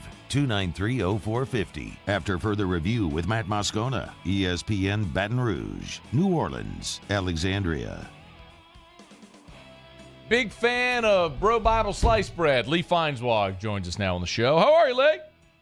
Slice bread. Why, you're always doing this to me, and now you have Pete Jenkins on before me. You can't follow. I didn't even listen, and I know I can't follow Pete Jenkins. He's so good. He is so good. Love Coach Pete. We sat on an airplane together once. I don't remember. It was a long flight, and we got to talk, and we just talked and talked. He told so many stories and learned so much, and it was so interesting. It was a long, long time ago, after he'd retired, like once of the 5 times he's retired. I know. But every time he retires, they keep bringing him back, man. It's like he retired, then he went to the NFL. He's with the Philadelphia Eagles, retired. Ed Ogeron brought him back. I mean, he's like, it's in his blood. He loves to coach and teach. But what you said is true, though, about learning. When you sit and talk to Coach Pete, and there was I think it might have been like the 2016 or 2017 NFL draft, one of them. He was over at Traction, and he was going through a lot of the combine prep for a lot of the guys. And I mean, Saban sent Ashawn Robinson and Jerron Reed. I mean, there were some big name D linemen from all over the country. So I would pop in there in the morning to work out, and me and Terrio and Coach Pete would just sit there and we'd just listen to Coach Pete talk for an hour, just tell stories and all that sort of stuff. I mean, he's a fascinating guy, but a teacher too. I mean, he's a coach who is in that essence of the word, is a guy who loves to not just coach but teach. Awesome dude. No, you described it perfectly. There are just some people who are like that, where you just pipe down and listen, and you're gonna get something good out of it. Are you that guy? Absolutely not. I know. And right now, I the only thing I've been able to follow in sports in the last week is the NBA. So but you know better than that than to worry about me having followed anything that mattered. But have so you I not was heard out the Saban Jimbo thing? Of course, yeah, I followed that, and I read all about it and watched all the quotes and everything. But so I was out in Northern California for like 5 days, and yesterday I had this connecting flight from Oakland to LAX. Supposed to be at LAX for an hour, leave at 6, which is 8 our time, and get back to New Orleans at midnight. Flight delayed 3.5 hours. Landed at MSY at 3:30 in the morning. Or in the morning. Oh. Last night. This morning. Got home in time for morning coffee. The good news is there's not a lot of traffic on the road at 3:30, 4 o'clock on the way from New Orleans back to Baton Rouge. That also means, though, during that delay, you had plenty of chance to drink a lot of airport beer. Are you a big airport beer guy? Well, I try to fly Delta whenever possible, and I belong to the Sky Club, and there's a great new Sky Club at LAX, and they had Mango Cart. Yes. Yes, which is an LA beer called Golden Road. But I went beer shopping while up in the Bay Area, and Mango Cart costs about $3 more a 6-pack than it does here in Baton Rouge. It's a California beer. Why is that? How about that? I assume taxes and whatever tariffs they put on beers and stuff. And that's never been one of the beers that I brought up, because I don't have to, because you and I talk about it a lot. It's a really nice mango flavored lager from Golden Road in Los Angeles, which is a great brewery. I picked up some local beers while I was in the Bay Area, an amber, some IPAs, sampled a few with a bunch of the guys I was with, but they're not doing beers in that area as good as they are in Louisiana, Texas, and Florida, Alabama, Panhandle down that way. We'll get to one in just a second. Yeah. Mango Cart's great. I had that. I think we talked about this. I had that last year in L.A. when we went for the UCLA trip, and I have a really good friend of mine lives in L.A. We went to lunch, and I had a Mango Cart at my friend's recommendation, and I loved it. And it's just really hard to find here. It's just it's not everywhere here. The only place that I personally found it is at Walmart on College Drive. So, hey, one of you Mockler beverage types, if you know where, text me or Matt. Let us know. Give us some scoop on that. Well, and not to just shout out people, but there was a place in town. And I'm not saying it's the only place in town that has, because I love the Louisiana beers. I always try to support the Louisiana craft beers. I'm a drink craft beers. No doubt. I'm not a savant, but I've learned a lot, especially since you and I have been doing this segment. But they had Mango Cart on tap. It's a place on, what's that place?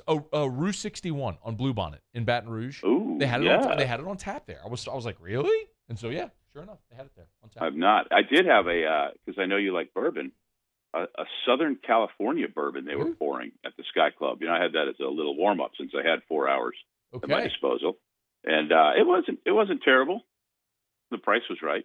Yeah, it's not. It's not a great way to describe it. A good bourbon though. Well, I was. Just what are you guys pouring? Hey, try this. All right, I did it as a community service. No, for sure.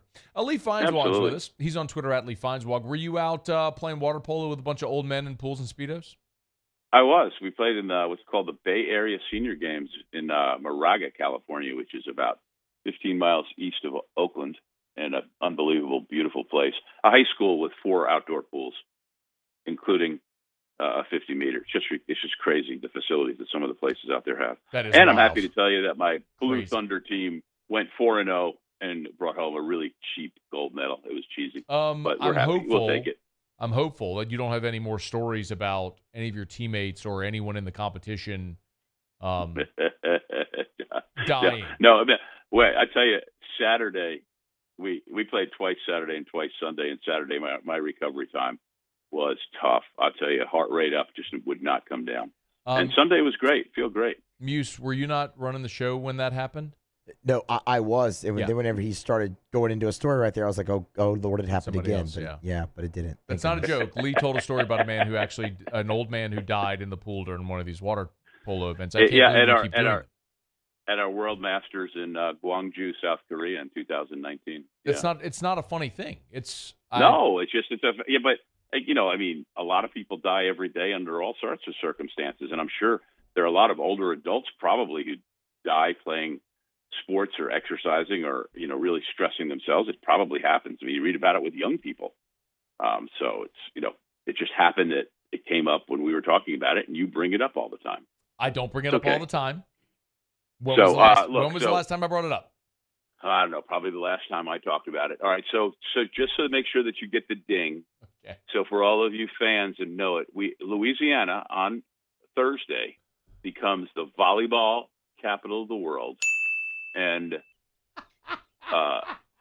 an under-19 national training team, which is going to play in the World Games, is starting to train at Centenary on Thursday. Friday, Saturday, Sunday is the AVP New Orleans, and if any of you like beach volleyball and want to see the best players in the United States, including the LSU pair of Kristen Nuss and Taryn Cloth, who have won 3 tournaments, including last weekend, a big one in Turkey. Ooh, this is a long plug.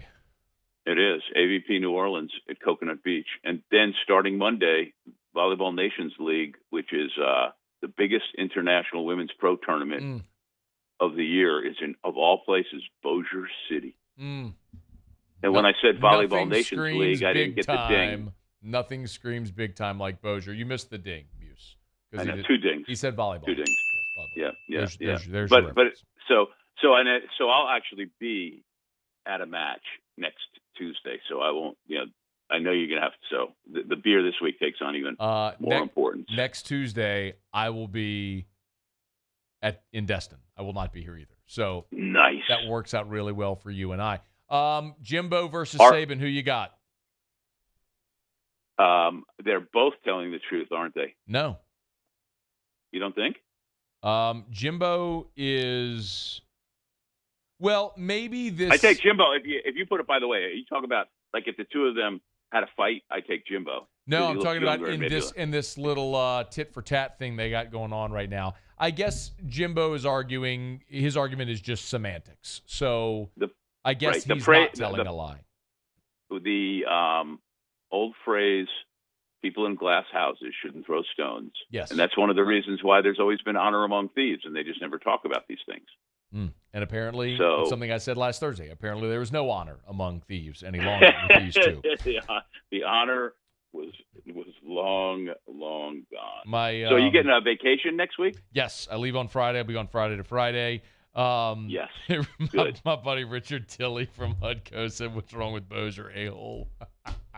He's from Bossier. So that would explain why he's upset. And nothing's wrong with Bossier at all. I love North Louisiana. There's nothing at all wrong with it. But if you're lauding a world event, like that's not normally the place where world events go to. No, but cities bid on things, and you know how that process works. But I will go to Great Raft while I'm there. I've been promised I'll get the tour and drink some Great Raft and be able to. We talk about them so much, and I'll see the inimitable, the man, the myth, the legend, Tim Brando. Please give Timmy B our best, and when you go to North Louisiana, perhaps you should bring with you some beer. What is the malted liquor? What gets you drunker quicker? What comes in bottles or in cans? Beer. Can't get enough of it. Beer. How we really love it. Beer. Makes me think I'm a man. Beer. I could kiss and hug it, beer. But I'd rather chug it. Beer. Got my belly out to here. Beer. I could not refuse it. Beer. I could really use a beer. Beer. All right, take it away. All right, Abita has a new one. It's out this May, and it's going to continue just through August, and it's called simply Barney.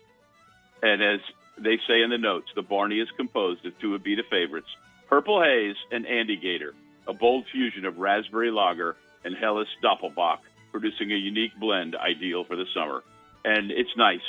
Andy Gator's a little harsh for my taste, Purple Haze, the raspberry ale that they've made for years, has always been one of my favorites. But probably my first favorite fruity beer way back when.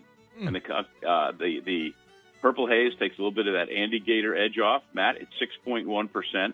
I do have an Andy Gator story, though, from about 25 years ago, going to the Abita Brewing Company. They used to give free tours on Saturday, and they didn't have a tap room or anything that other than just you could go and then you could drink for free.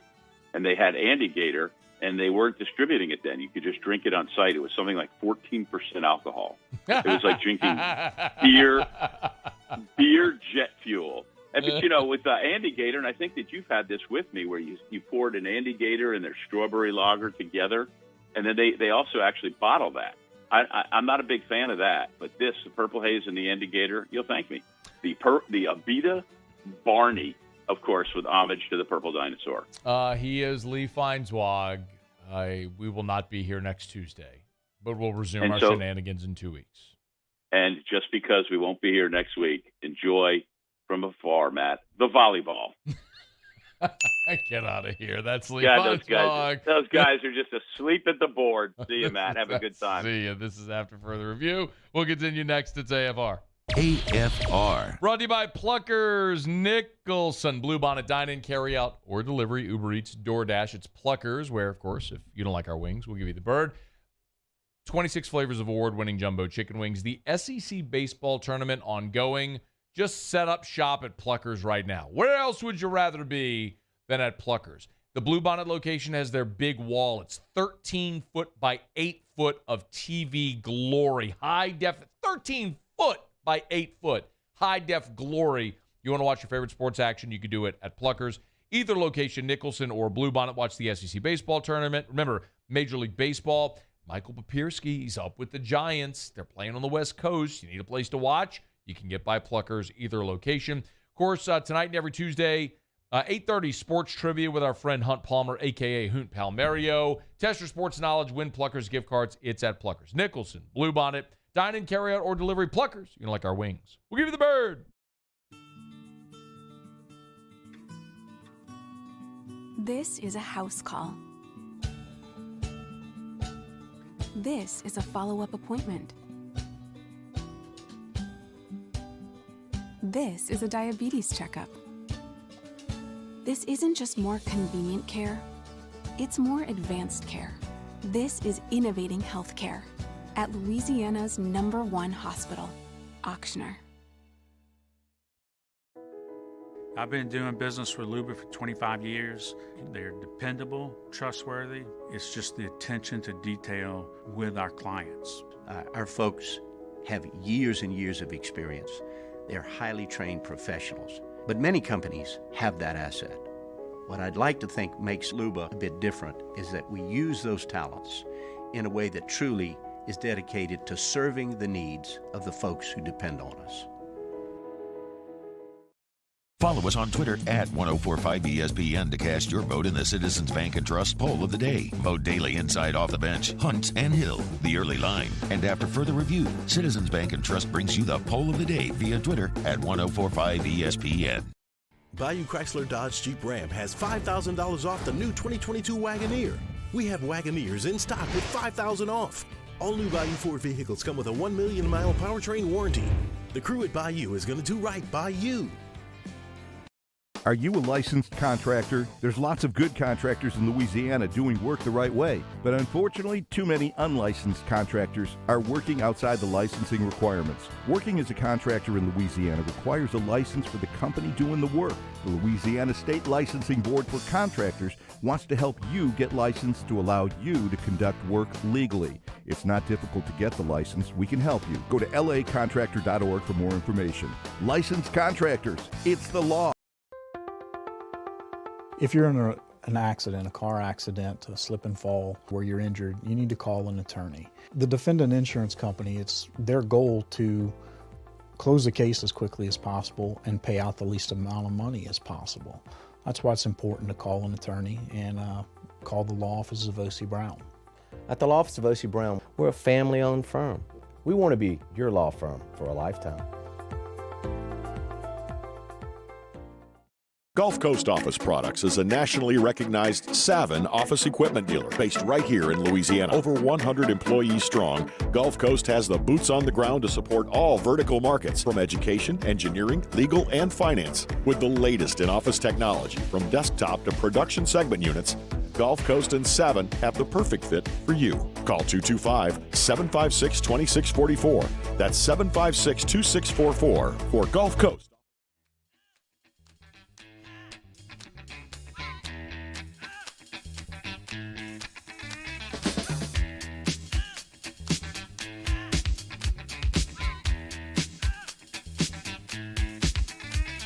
This here's a jam for all the fellas. Try to do what those ladies tell us. Get shot down cause you're overzealous. Play hard to get females get jealous. Okay, smarty, go to a party. After further review with Matt Moscona, presented by Insurance Network of Louisiana. Call for a free quote to see how much you can save. 293-0450. After further review with Matt Moscona, ESPN Baton Rouge, New Orleans, Alexandria. All right, cruising along here in hour number 2. Glad you're with us. Of course, brought to you by Insurance Network of Louisiana. 293-0450 or lainsurance.net. Appreciate you for being part of the show. Ross Dellinger in about 30 minutes or so from right now. The spring meetings are for the SEC are getting underway next week in Destin, and you could already tell part of what is being leaked out is of what will be discussed at the spring meetings are scheduling formats for the future of the league with, of course, Texas and Oklahoma joining the conference soon. All right, it's after further review. Joseph Evans, former LSU defensive lineman, has found his landing spot. He has committed to Texas San Antonio. You might remember Evans entered the transfer portal.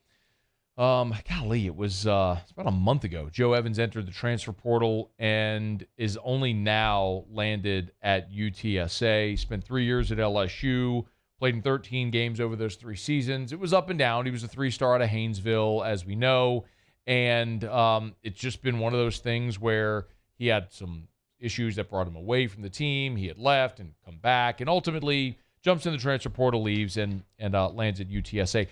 The reason I bring this up today is I think Joseph Evans is an example of the cautionary tale of the transfer portal. I think the idea for so many of these athletes that jump into the transfer portal is that they'll jump in the portal and someone will scoop them up and they'll end up at another Power 5 or something along those lines. And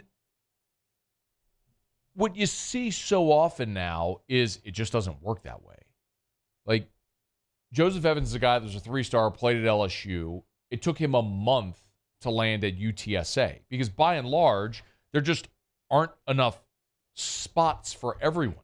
If you have more than 1,100 players in the transfer portal, you just don't have enough spots for players to land, which is why you see a lot of guys end up back at the school they were at, exiting the portal. And even some guys like Deion Smith, who still hasn't found a new home where he's going to commit or play the remainder of his college career. This might change next year when the initial 25 cap goes away and players can sign with whomever, wherever they want, and be eligible, and teams can oversign to whatever numbers as long as they don't go over the 85. You may have more spots like that, but for now, there's just not always going to be a spot. Like, if you're Elias Ricks, you'll have a spot. If you're Quinn Ewers, you'll have a spot. If you're Jaden Daniels or Jamison Williams or Bo Nix or Spencer Rattler or Tyler Steen, you're going to have a spot. If you're Joseph Evans, you played 13 games in 3 years at LSU and you were a 3-star, you may not have a spot. It's going to be hard to find a landing place where someone's willing to commit an initial 25 for someone that's not going to spend their entire career at this place. It's just kind of the nature of it. So, you look at these, the transfer portal rankings, and 247 Sports updated the transfer portal rankings today, and Caleb Williams is number 1, and Quinn Ewers is from Ohio State. The transfer to Texas is number 2. Pull this up. Jordan Addison, the receiver from Pitt, going to Southern Cal, is 3. Jahmyr Gibbs, who's landed at Bama. Elias Ricks is 5. I mean, some of these guys are always going to have a spot. The best players, they're going to have a place to land. But that's just not the reality for everyone. The flip side of this argument, too, or the conversation, I guess, is you've got Joseph Evans, who is going to play at UTSA. But you look at LSU's defensive line. I know we talked about it a lot during spring. That defensive line looks really strong. Ali Gay and B.J. Ojolari at the ends. Mason Smith, Jaquelin Roy on the interior. Backed up by Mekhi Wingo and Jacobian Guillory. By the way, Mekhi Wingo, I don't know if you're surprised by this as I was, but in the 247 Sports Transfer Portal rankings, the highest rated LSU transfer is Mekhi Wingo, incoming.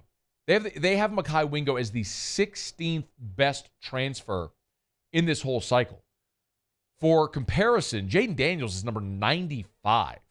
Like, he's way down the list on these portal rankings. So Mekhi Wingo they have as the 16th best transfer in the entire country this year, and you put him next to Jacobian Guillory, and you're too deep there. Smith and Roy, Wingo and Guillory. You got Bryce Langston as well. You got 5 guys rotating there on the interior that you really like. The issue becomes, and where you potentially miss a guy like Joe Evans, comes when you have an injury, which is unavoidable. It's inevitable. It happens to everyone in every sport, in every position, in every team, everywhere. What happens when you have an injury? Well, now all of a sudden you'd love to have a Joe Evans there, a guy with that experience and age and that sort of thing. But you don't have that luxury anymore. So your first 5 look really good. What happens if you have an injury? Then everybody moves up a chair. That's where you start to have that conversation. So file that away. But as it looks right now, Joe Evans, he'll head to UTSA to finish his college career. And LSU's defensive line looks good even without him. But it's after further review. Glad to have you hanging out with us here. Love telling you about DraftKings. Of course, he's official sports betting partner of the NBA. Cannot get our new chairs quickly enough. So annoying. Can't even talk without the chair just falling on the ground. Bo, do we have our new chairs yet? DraftKings. Maybe we'll go bet a bunch of money on DraftKings, win it, and buy new chairs with that. Go to the DraftKings Sportsbook app. Download the DraftKings Sportsbook app. DraftKings Sportsbook app. Use the promo code Baton Rouge. Bet just $5 on any NBA game. If the team you bet on wins, boom, you win $150 in free bets. If you're not a new customer, no worries. Same game parlays have a great offer for you. Bet on a same game parlay. The more legs you add, the more money you can win. If one of those legs doesn't hit, obviously they will refund you a $25 bet at the DraftKings Sportsbook app. So download the DraftKings Sportsbook app. Use the promo code Baton Rouge. Remember, use the promo code Baton Rouge. You can bet on Golden State, Dallas tonight. Warriors trying to close it out, sweep the Mavs. If they do, and you bet on the Dubs, bet just $5. You can win $150 in free bets. It's at the DraftKings Sportsbook app. All right, it's after further review. We're glad to have you aboard with us here. We'll knock out a quick break. Muso will have Tigers in the pros. Ton to get to. Peter King makes the argument for the Saints as a playoff team. That's coming up in 15 minutes. Ross Dellinger, 30 minutes from right now. Ton to do, and glad you're here. It's AFR. AFR. Bayou Ford has the new inventory to get you in a new Ford truck or SUV today, or customize your next vehicle just the way you want it. All new Bayou Ford vehicles come with a 1 million mile powertrain warranty. The crew at Bayou Ford is going to do right by you. Gulf Coast Bank and Trust is giving our customers the power to bank anywhere, anytime during this challenging event. And we're right there with you. Our mobile banking app is a smart way to manage your money and time. Gulf Coast Bank and Trust, the bank that cares about you. Crime has serious consequences, but anyone can make a mistake. If you find yourself in trouble with the law, know that you have rights, and it's okay to demand them. The law offices of O.C. Brown are here to protect you and your rights. Felony or misdemeanor, DUI or drug charge. No matter what crime you're accused of, you still have rights. Let the law offices of O.C. Brown uphold them. Call 225-343-1111. Your law firm for a lifetime.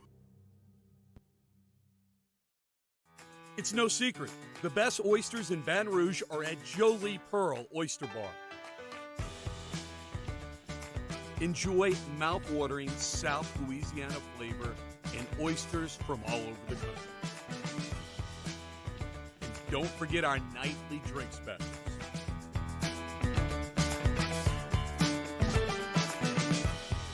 Jolie Pearl Oyster Bar, located in downtown Baton Rouge.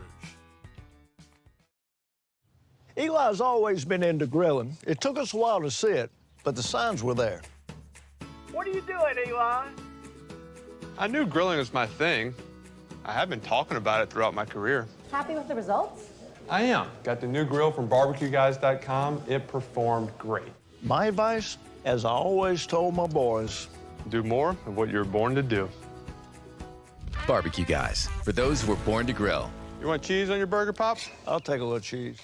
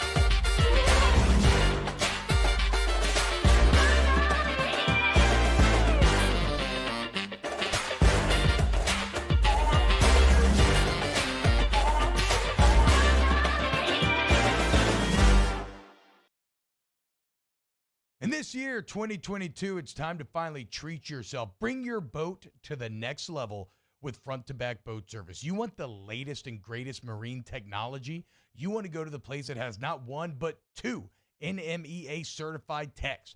Family-owned and operated by the Sherman family for 30 years, front-to-back is the answer in Baton Rouge for all of your custom boat needs. So head to front-to-back.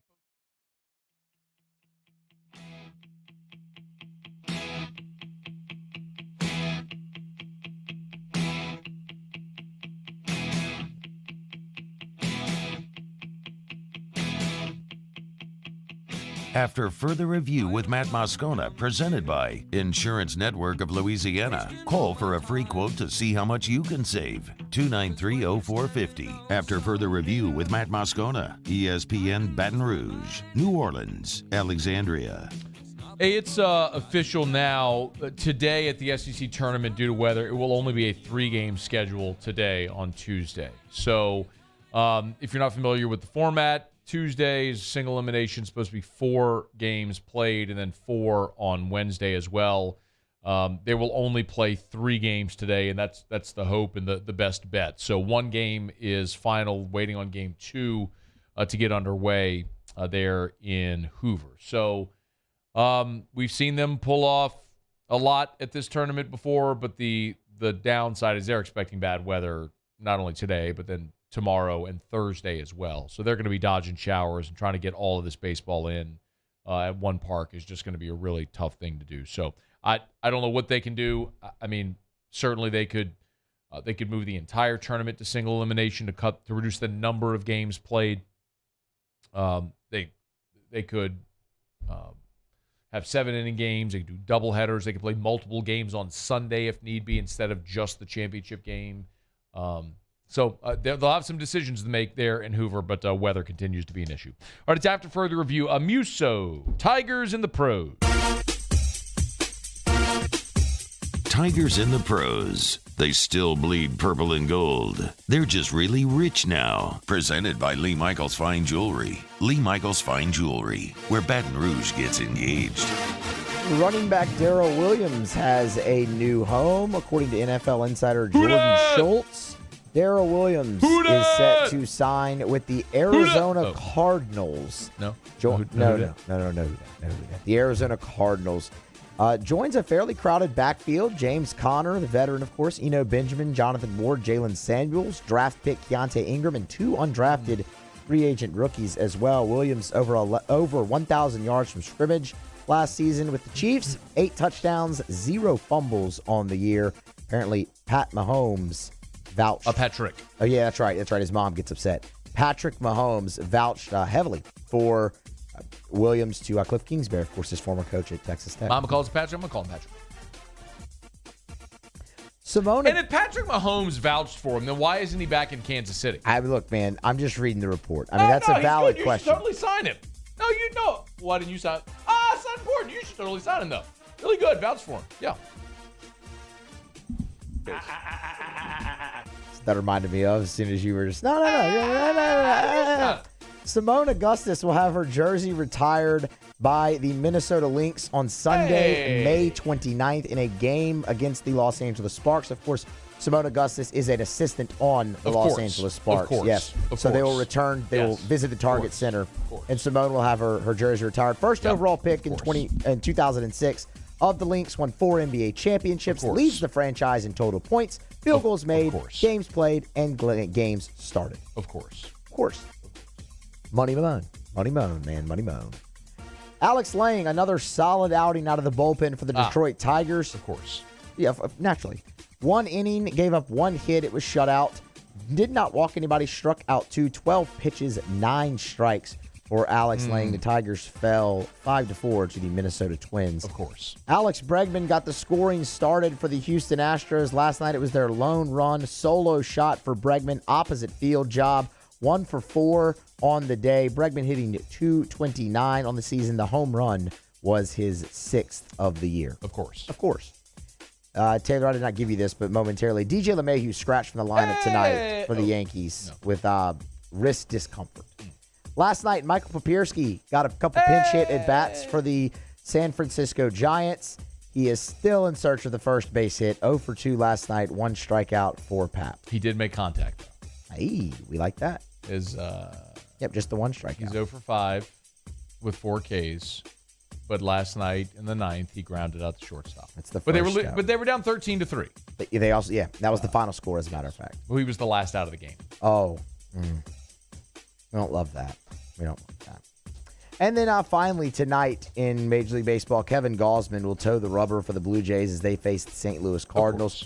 Gausman at 3-3 on the year with a 2.52 ERA, 57 strikeouts and 50 innings pitched, just 3 walks.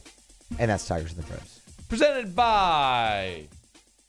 I left the box outside. Lee Michaels Fine Jewelry. LMFJ.com. LMFJ.com. Hands are full when I was walking in the studio earlier. Forgot to go get it. LMFJ.com. But it's in the red box or not, doesn't change the fact that you're buying for a grad. How about a watch? Any beautiful piece of jewelry from Lee Michaels Fine Jewelry. Or maybe, guys, you're about to pop the question. Lee Michaels Fine Jewelry. Go to the website, lmfj.com, or just walk into any Lee Michaels location. 9 locations in all. There's 2 in Baton Rouge, corporate in Bocage, and, of course, the Mall of Louisiana. lmfj.com for Lee Michaels Fine Jewelry. No matter your budget, you will always get the Lee Michaels experience. It's Lee Michaels Fine Jewelry, lmfj.com, lmfj.com. All right, it's after further review. Knock out our top of the hour break here. We'll get you caught up on national headlines from SportsCenter. When we come back, Saints on the practice field today for OTAs. Michael Thomas is with them. And Peter King, a believer in the Saints. We'll explain when we come back. It's AFR. AFR. You want to see 2020? Call 924-2020. 924-2020 or WilliamsonEYE.com. That's the Williamson Eye Center. Do what I did. I called Dr. Blake Williamson, just like thousands of other residents of the greater Baton Rouge area have done since the Williamson Eye Center has been open for more than 70 years now. Their newest office, of course, is on the Baton Rouge General Bluebonnet campus. When you turn off of Bluebonnet right there on a Picardy, come up to the stop sign, it's the building on the right, the first 2 floors of the Williamson Eye Center.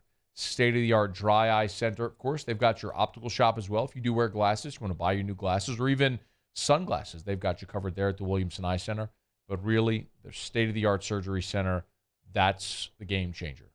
You want to see 2020, no matter your age or refractive issue, the Williamson Eye Center has a solution. Go for that consultation.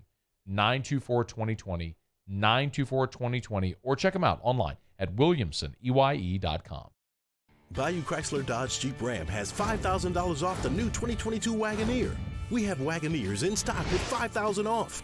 All new Bayou Ford vehicles come with a 1 million mile powertrain warranty. The crew at Bayou is going to do right by you. Are you a licensed contractor? There's lots of good contractors in Louisiana doing work the right way, but unfortunately, too many unlicensed contractors are working outside the licensing requirements. Working as a contractor in Louisiana requires a license for the company doing the work. The Louisiana State Licensing Board for Contractors wants to help you get licensed to allow you to conduct work legally. It's not difficult to get the license. We can help you. Go to lacontractor.org for more information. Licensed contractors, it's the law. If you're in an accident, a car accident, a slip and fall where you're injured, you need to call an attorney. The defendant insurance company, it's their goal to close the case as quickly as possible and pay out the least amount of money as possible. That's why it's important to call an attorney and call the law office of O.C. Brown. At the law office of O.C. Brown, we're a family-owned firm. We want to be your law firm for a lifetime. Gulf Coast Office Products is a nationally recognized Savin office equipment dealer based right here in Louisiana. Over 100 employees strong, Gulf Coast has the boots on the ground to support all vertical markets, from education, engineering, legal, and finance. With the latest in office technology, from desktop to production segment units, Gulf Coast and Savin have the perfect fit for you. Call 225-756-2644. That's 756-2644 for Gulf Coast Office Products. ServiceMaster Elite create clean, disinfected work environments. As a local business, we take pride in serving the New Orleans and Baton Rouge areas. Our cleaning protocols follow CDC and OSHA standards for healthcare settings, offices, senior living, restaurants, and industrial plants. Contact ServiceMaster Elite to get your operation ready for reopening with germ disinfection cleaning. ServiceMaster Elite, the trusted choice in professional cleaning since 1996. This isn't just another day, it's so much more. Kelly's life was put on hold when her auctioneer primary care doctor discovered a rare blood disorder. Her doctor connected her to an auctioneer care team of cancer, heart, and kidney specialists. With multiple primary care locations around Baton Rouge, same-day appointments, and online scheduling, we're relentless about keeping you healthy. Auctioneer Baton Rouge, innovating healthcare for Kelly.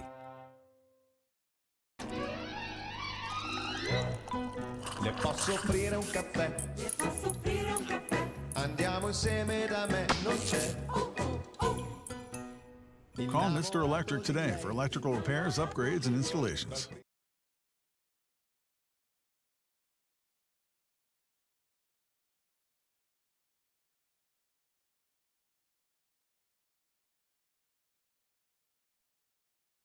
This is SportsCenter.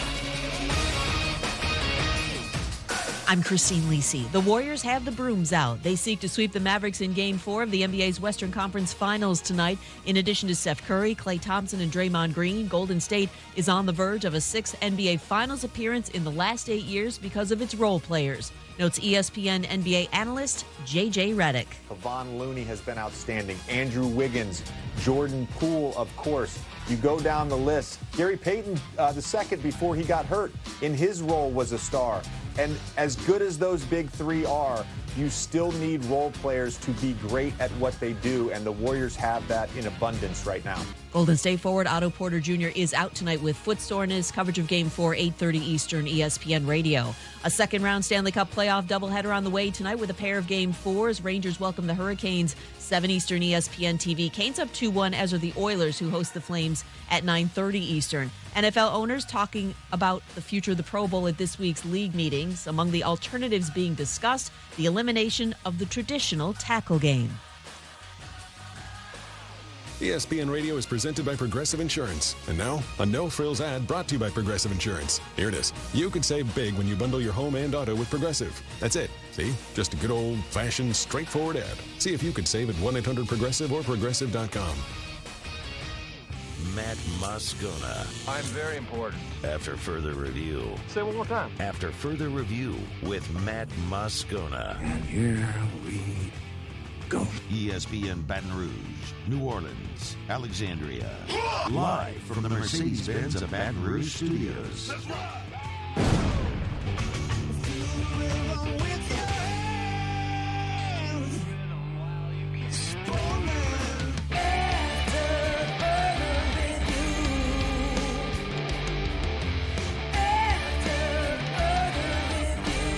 Hour 3, off we go. Welcome aboard. Glad you're with us. AFR, presented by Insurance Network of Louisiana. Matt. Love you, Matt. Taylor Sharp. Muso. And Mr. Toby Tomplay.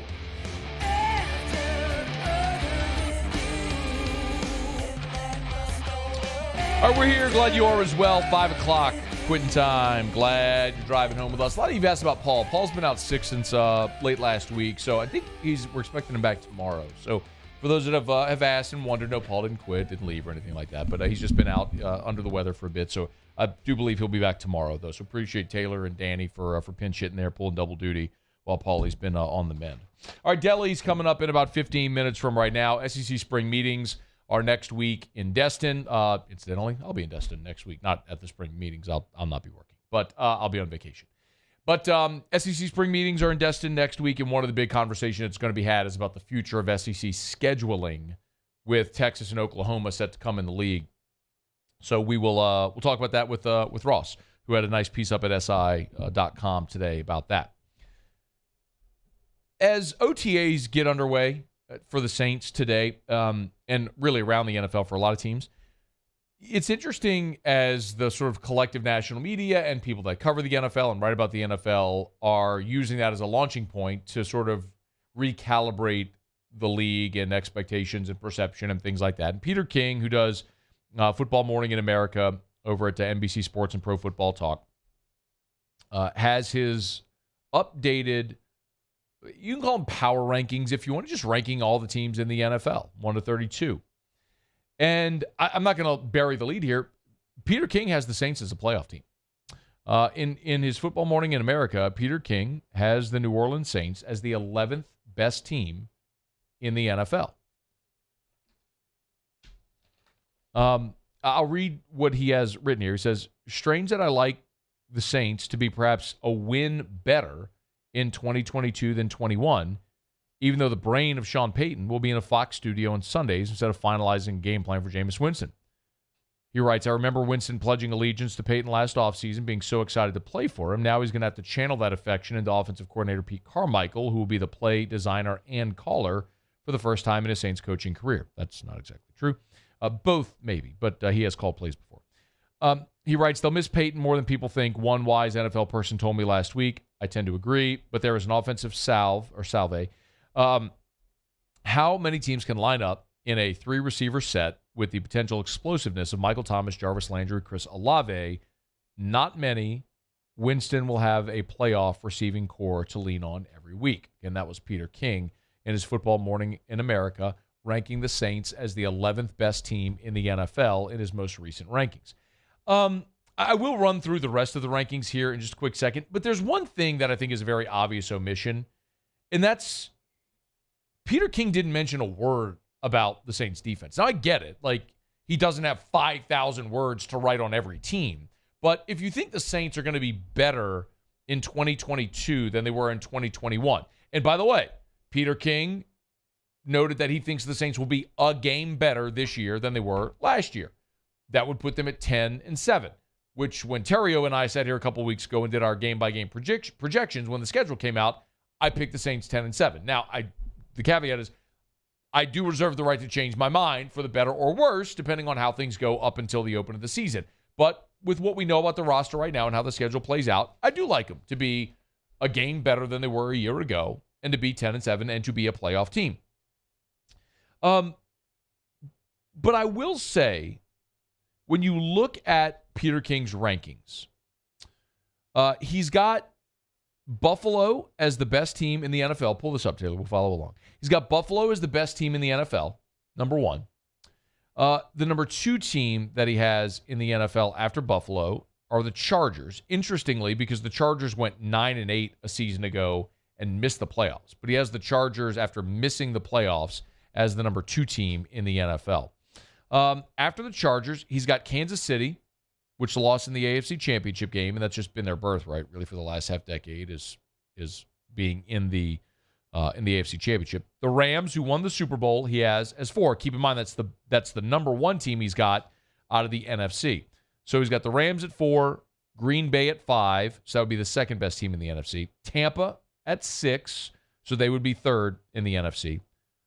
The reigning AFC champ, the Cincinnati Bengals, he has 7th. Baltimore 8th, which finished with a losing record last year, by the way, at 8-9. But he's got Baltimore 8th. Philadelphia 9. That's the biggest surprise to me. Philly was in the playoffs last year, and they lost to Tampa in the wild card round. I am just not a believer in Jalen Hurts as a elite starting quarterback in this league. We'll see. San Francisco 10, and then, as we mentioned, he's got the Saints as the 11th best team in the NFL, followed by Tennessee at 12. So when you look at the teams that Peter King ranks ahead of the Saints, I'm not so sure that each one of those doesn't have questions as big as those in New Orleans. He's got the Rams as the 4th best team in the NFL and the best in the NFC. Well, the Rams saw Andrew Whitworth retire, Von Miller go to Buffalo, Odell Beckham is still a free agent, and as our dear producer here, Muso, reminded us all of last year, the Rams are frauds, weren't they? Now, they won the Super Bowl. So, I mean, stay hot, Muse. I mean, dude, they won the Super Bowl. Blind squirrel. Okay, Blind sure. squirrel, yeah. Through the NFL 17-game season and the postseason, blind squirrel. Blind squirrel. Okay. Do they have a Super Bowl hangover? I think all of those are very legitimate questions about the Rams. Green Bay, number 2. I get it. It's Aaron Rodgers. It's still Aaron Rodgers, but who's catching the ball from Aaron Rodgers this year? You kind of assume Aaron Rodgers will figure it out, but how? Devontae Adams not being there is a major deal in Green Bay. Tampa Bay, if you're going to ding the Saints for losing Sean Payton, don't you have to ding Tampa for Bruce Arians not being there? I mean, I'm only half joking when I say that, but I think Tampa has serious questions that they'll have to answer. Yes, Tom Brady's back. How effective is he at 45 years old? Probably the same as he was last year when he led the NFL and everything, but to be determined. I don't at all understand how he has Philadelphia as the 9th best team in the NFL. I get it, they were in the playoffs a year ago. I don't get at all how they're the 9th best team in the NFL. So Devontae Smith, obviously made the receiver trade as well to bring in A.J. Brown, but I don't get it with Philly. And then San Fran is very likely starting Trey Lance this year. None of us have seen Trey Lance do a single solitary thing in his NFL career. I mean, maybe they keep Jimmy Garoppolo and it's a really expensive insurance policy, but if they're committed to moving forward with Trey Lance as their starter, I don't know how you just assume that Trey Lance is going to be a guy. So I do like New Orleans. I do think they're a playoff team. I think Peter King is right. I don't know if the Saints are a Super Bowl team. That will clearly be determined based on how ready Jameis Winston is to take that next step to being an elite quarterback in the NFL and if he's able to do it. But they have surrounded him with the weapons to do it. They have a veteran play caller. Pete Carmichael has called plays 3 seasons for the New Orleans Saints. In each of those 3 seasons, the Saints were top 5 in offense. And the guy who's been the architect of this defensive turnaround is still there. So the Saints have far fewer questions than some of the other even NFC teams ranked ahead of them on this list. But Peter King and I are aligned on one thing, is that the Saints are a double-digit win team and they're a playoff team in 2022. All right, it's After Further Review. We're brought to you by Michelli Weighing and Measurement, Michelli.com, Michelli.com. You know the drill. At Michelli, they like to say, we show the world what measurement can do. That is Michelli Weighing and Measurement. ISO 17025 accreditation is available, and they service all scales, measurement, equipment, makes, and models. It's Michelli Weighing and Measurement with 29 different calibration labs across 11 different states, all the way from Florida and Louisiana to Texas and all the way to California and Oregon. It's Michelli Weighing and Measurement. Installations, calibrations, repairs, preventative maintenance for your scales and measurement equipment. Check them out. If you weigh or measure something, they sell, service, and rent the products you use to weigh and measure. That's Michelli Weighing and Measurement, Michelli.com, Michelli.com. All right, it's After Further Review. Ross Dellinger is going to join us coming up here after the break. Do you want to talk about the SEC meetings? We'll preview that and Ross's piece about the potential scheduling format. There are two that seem to be bandied about the most right now. Where might the league be leading? We'll talk about that with Ross coming up here shortly. Also, we'll get you an update from Hoover. If you're maybe, I get it, it's after 5 o'clock. A lot of people maybe just knocking off work, jumping in the car, truck, van, heading home. Keep in mind, there've already been weather delays in Hoover. Our buddy Kendall Rogers of D1 Baseball tweeted just a bit ago that the second game of the SEC tournament, Bama beat Georgia in the first game of the tournament. The second game, which is South Carolina and Florida, it looks like South Carolina and Florida is going to start at 6:45. Now, you got to check me on something, though, Muse. That might be 6:45 Eastern. Could you check me on that, please? I don't know if that's 6:45 Central or Eastern. Either way, it would be local time there in Hoover at 6:45, and that's a late start, which means that Ole Miss Vandy game wouldn't start till likely after 10 p.m., which we've seen plenty of times in Hoover over the years. All right, it's After Further Review. Not got a quick break. Ross Dellinger joins us next. It's AFR. AFR. AFR is brought to you by Rouse's, the official supermarket of LSU Athletics and the official supermarket of the New Orleans Saints. Listen, Rouse's, they make it easy, y'all. Go to Rouse's or go to the website, rouses.com. You could also pull up the app. Pick out all of your items. They'll grab them for you. When you pull up, they'll bring them out to you. That's curbside pickup. They have delivery options as well at Rouse's. So check them out, rouses.com. Maybe you're looking for dinner plans tonight. You want to try something different? Boy, Rouse's is a great option with all their prepared meals. If you want chicken for the family or you want to go to the butcher shop with all their great meats, I tell you all the time, we love the brisket, which is fantastic. They got catering options as well. If you're having a tailgate or any type of party, you want your catering trays, they've got you. It's at Rouse's, the official supermarket of LSU Athletics and the official supermarket of the New Orleans Saints. Delivery and pickup options are available at Rouse's. There it is, the extra mile, on the border of expected and extraordinary for those willing to go further, like vans customized for work or play, with safety and tech to keep you connected, supported by a 5-star sales, service, and finance team, and backed by the 1-star you know. So go the extra mile. It's never crowded because so few have what it takes to go there. Mercedes-Benz Vans. Gulf Coast Bank and Trust is giving our customers the power to bank anywhere, anytime during this challenging event. And we're right there with you. Our mobile banking app is a smart way to manage your money and time. Gulf Coast Bank and Trust, the bank that cares about you. If home is where the heart is, a roof is a shield. That's why for over 25 years, South Louisiana always turns to Garcia Roofing and Sheet Metal. For more information, visit GarciaDidMyRoof.com. Bayou Chrysler Dodge Jeep Ram has $5,000 off the new 2022 Wagoneer. We have Wagoneers in stock with $5,000 off. All new Bayou Ford vehicles come with a 1 million mile powertrain warranty. The crew at Bayou is going to do right by you.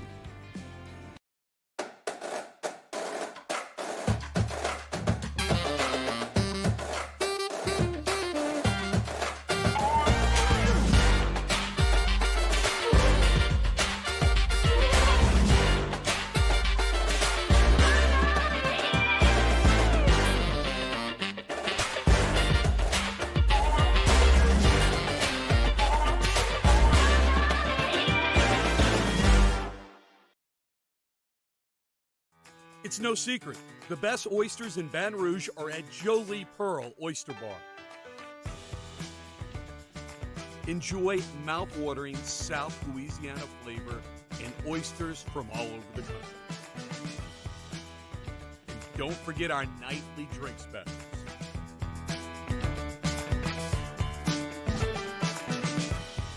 Jolie Pearl Oyster Bar, located in downtown Baton Rouge.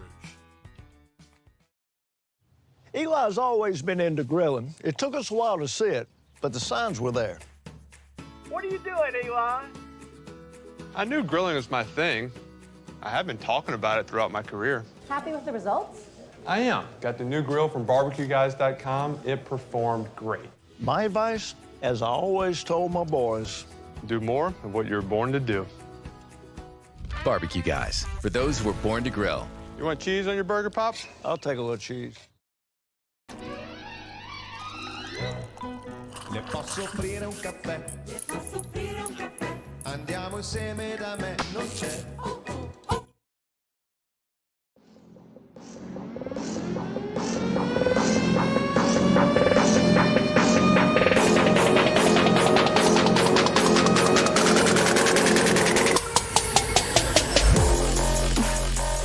After further review with Matt Moscona, presented by Insurance Network of Louisiana. Call for a free quote to see how much you can save. 293-0450. After further review with Matt Moscona, ESPN Baton Rouge, New Orleans, Alexandria. Well, you published a column suggesting a new SEC scheduling format, and all of a sudden you become the most popular guy in college football in May when it comes to talk radio shows. That's what Ross Dellinger's lot in life is today. How are you, man? Good, Matt. How you doing? I'm doing well. Okay, so when are we getting a new scheduling model? I don't think anytime soon. Even if it is agreed upon in Destin next week at spring meetings, they probably, although they probably have the models ready to go, I think there'll probably be some kind of delay in releasing it. So I think we're still weeks, if not months, away from actually seeing more details and what the motto would be like. Okay, well, that's even a better option than what I thought you might say, which could be potentially years, like when Texas and Oklahoma come into the league. So is there a thought that something like this would be done well before Texas and OU come into the league?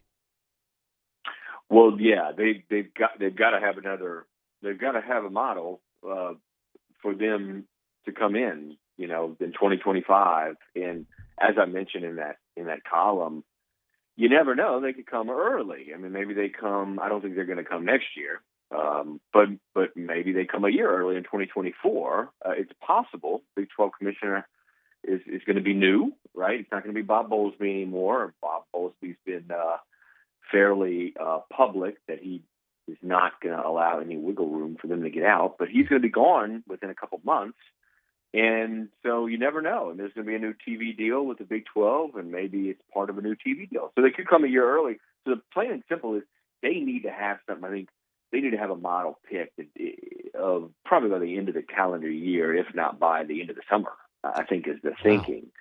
So I think you're going to see, if it doesn't happen in Destin next week, you'll either see one of probably two things happen. You'll see later this summer or early fall a Zoom call or something with the presidents to go ahead and vote on it after discussion over the next few months.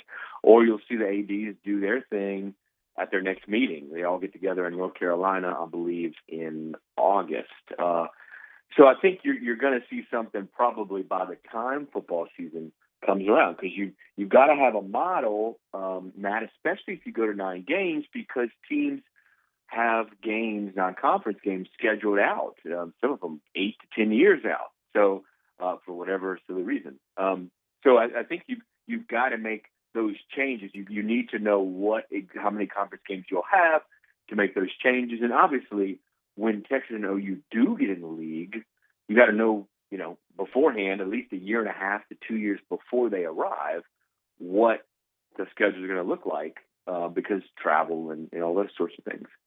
Jog my memory, though, Russ. When A&M and Missouri came in, there wasn't a 2-year window before they came in. So it was put together with haste, right?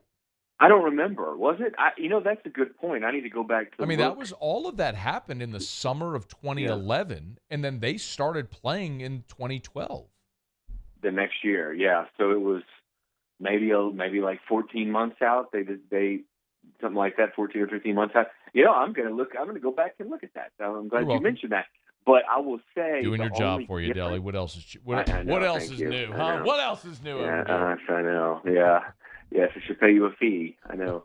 I think the big difference there is teams now schedule so far out, like further out than probably ever before. And so you've got teams scheduling games in 2030, 2028, and they need to know whether to move or cancel those games. And I think you're going to have movement or game cancellations and stuff like that in future schedules, depending on which model they decide. Ross Dellinger's with us. He's on Twitter at Ross Dellinger. All right, let's Sports Illustrated, of course, go to SI.com, and you can read his piece up right now. So you also mentioned in the piece that you have that the SEC considered some 30 scheduling models. Ross, how many possibilities are, what could they possibly have been discussing? Yeah, well, I think it's kind of a lot like you remember when the CFP expansion stuff was created or was released right around this time last year. We had a story about the behind the scenes of CFP expansion, and they had over 60 models, and it was like it wasn't really 60 models. It was probably like 15 models, and then off of each one of them there were little tweaks, and I think that's probably what's going on here. But I never really sit down and thought about how many there would be. They hired a firm, the SEC did, Navigate, I believe is the firm, to create a bunch of models and things like that. And they actually produced pretty cool graphics for athletic directors about what models are more equal, what models preserve. You have a lot of balancing you're doing, right? You want to have equality, equity in the model, in the schedules, and then you also want to preserve primary and secondary rivalries, and then you want to kind of throw in some geographic stuff. So it's really a balance. And so I don't know the other models, but I would assume like some models were, we mentioned they're down to 2 models, a 8-game, that's 1 permanent opponent and 7 rotating, and 7 would rotate every other year. So you play everybody within 2 years and you host everybody within 4. And then the 9-game model, which 3 permanents, 6. I'm sure they had a model that's 2-7 for 9, or 3-5 for 8, or 2-6 for 8. I'm sure there were all those type of models. And then you have models with divisions, all those models with divisions, all those models with pods, different pods, because they did think about pods in the fall. That was kind of a big hot topic. Is that not a thing anymore? Is pod named, 10 to 15? Is pods not a possibility? No. So pods have pretty much been eliminated. A couple things I think have been eliminated, unless something implodes and they go back to kind of square one. They've decided to pretty much scrap divisions. That seems to be something they've decided to do, and a lot of conferences are doing the same, right? They want the best and the second best team in the championship game, and you can't really do that with divisions. So those I think are gone, and then pods, I think were discussed fairly seriously. In fact, I think they had a pretty cool. I didn't even write about this, but they had a pretty cool pod model where it would be 4 pods of 4 teams each, and so the A, B, C, D pods, and they would act as divisions. It's a little complicated, but on one year, A and B would be paired together as a division, and C and D. And the next year, A and C would be paired together, and then B and D would be paired together. So it kind of rotated, kind of like a divisional rotation. And so that was kind of interesting. But here's the thing that kind of collapsed pods. If you have 4, unlike the 3 permanents that we've talked about, where everybody has 3 permanents in 3 different permanents, in a pod, you're restricted to those 3 other teams in your pod. So everybody has the same. And man, it's tough to make it equitable, and it's tough to preserve primary and secondary rivalries. And I'll give you an example that was given to me. Is that in Alabama's pod, it has to be Tennessee because you have to preserve that, right, secondary rivalry. And there had to be Vanderbilt because Tennessee's primary rivalry is Vanderbilt, season-ending game. So having Tennessee and Vanderbilt in Alabama's pod, I don't know who else would be in there. That was an example of kind of a sticking point that you were forced into when you do pods. So pods are done, and I think divisions are done too. The fact that someone actually thought a pod model is bad because we might lose the annual Tennessee Vanderbilt game, that person needs to be bitch slapped right in the face. I mean, but Ross, I know that you're not solving the world's problems here, and we aren't in this conversation, but it's the most absurd. Like, the fact that we're going to compromise an entire scheduling model over preserving Bama, Tennessee, or Auburn, Georgia, or Tennessee, Vanderbilt, who outside of those fan bases gives a good gosh darn? Well, that's the thing, is you're catering to fan bases. And by the end of it, you've got a lot of mad fan bases. Depending on your structure, you're going to have a lot of mad fan bases no matter what. But if you blow up especially primary rivalries, in-state primary rivalries, you have to keep. And secondary rivalries are important to a lot of people. The Auburn, Georgia is important. The Alabama, Tennessee is really important to a lot of people. The Florida, Georgia is important to a lot of people. The new rivalry coming in, the Texas A&M is important. Secondary rivalry to a lot of people. So you're already going to tick off a lot of fan bases. I think the SEC wants to try to come to some compromise where you don't tick off too many fan bases. Who cares? It's all going to be football. Just like Nebraska, Oklahoma used to be a thing, and Texas A&M, and what do you move on? Like Pitt, West Virginia, who cares? Move on and do your thing. All right, 2 more things. Ross Dellinger's with us. I know I'm not yelling at you, Ross. You just understand this is my general frustration with the whole thing. You have LSU's permanents at SI as Ole Miss, Texas A&M, and Alabama. I would ask, how legitimate is this? I mean, is this something that is likely to happen, or is this just your best guess as to how they could make all this happen? Yeah, this is just my best guess. I just kind of took a stab at it using a couple of different determining factors. Number one was what we just talked about, right? Primary and secondary rivalries. And number two was a philosophy that the SEC has held actually for years privately, never really talked about publicly, but it's something they used to create, you remember the 2020 schedules when they had the 10 SEC games everybody played, and they had to come up with schedules quickly. They used a philosophy. And again, they didn't really talk about it publicly, but we reported about it at the time. Basically, the league that is kind of structured is split into two. There's a clear delineation between the top half of the league and the bottom as far as revenue generation, financial stability, historic success, athletic success, all that stuff. And so what happens is the top half of the league, in this philosophy that I'm using to take the stab at it, is the top half of the league gets 2 top half permanent opponents and 1 from the bottom half, and the bottom half of the league gets 2 of their own, 2 bottom half, and 1 from the top half. That kind of makes things a little more equitable, and it might help in convincing the bottom half to come over to the 9-game schedule. So that's how I did that. And if you use that philosophy and you use primary and secondary rivalries, if you have those 2 factors of making these 3 permanents, that's kind of what I came up with for LSU. And in that case, LSU would keep their season-ending opponent would stay the same. It'd be Texas A&M, and Texas, as I wrote in there in that story, would maybe end the season with Arkansas. But a lot of this is guessing, man. It's just me kind of taking a stab at it.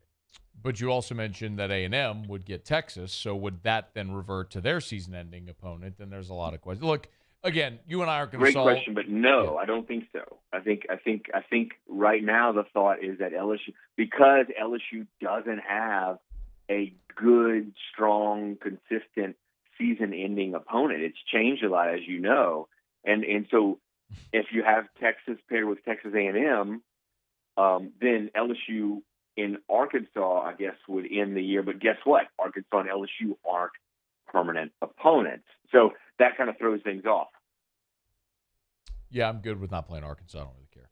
All right, before you go, Lane Kiffin, you talked to him recently?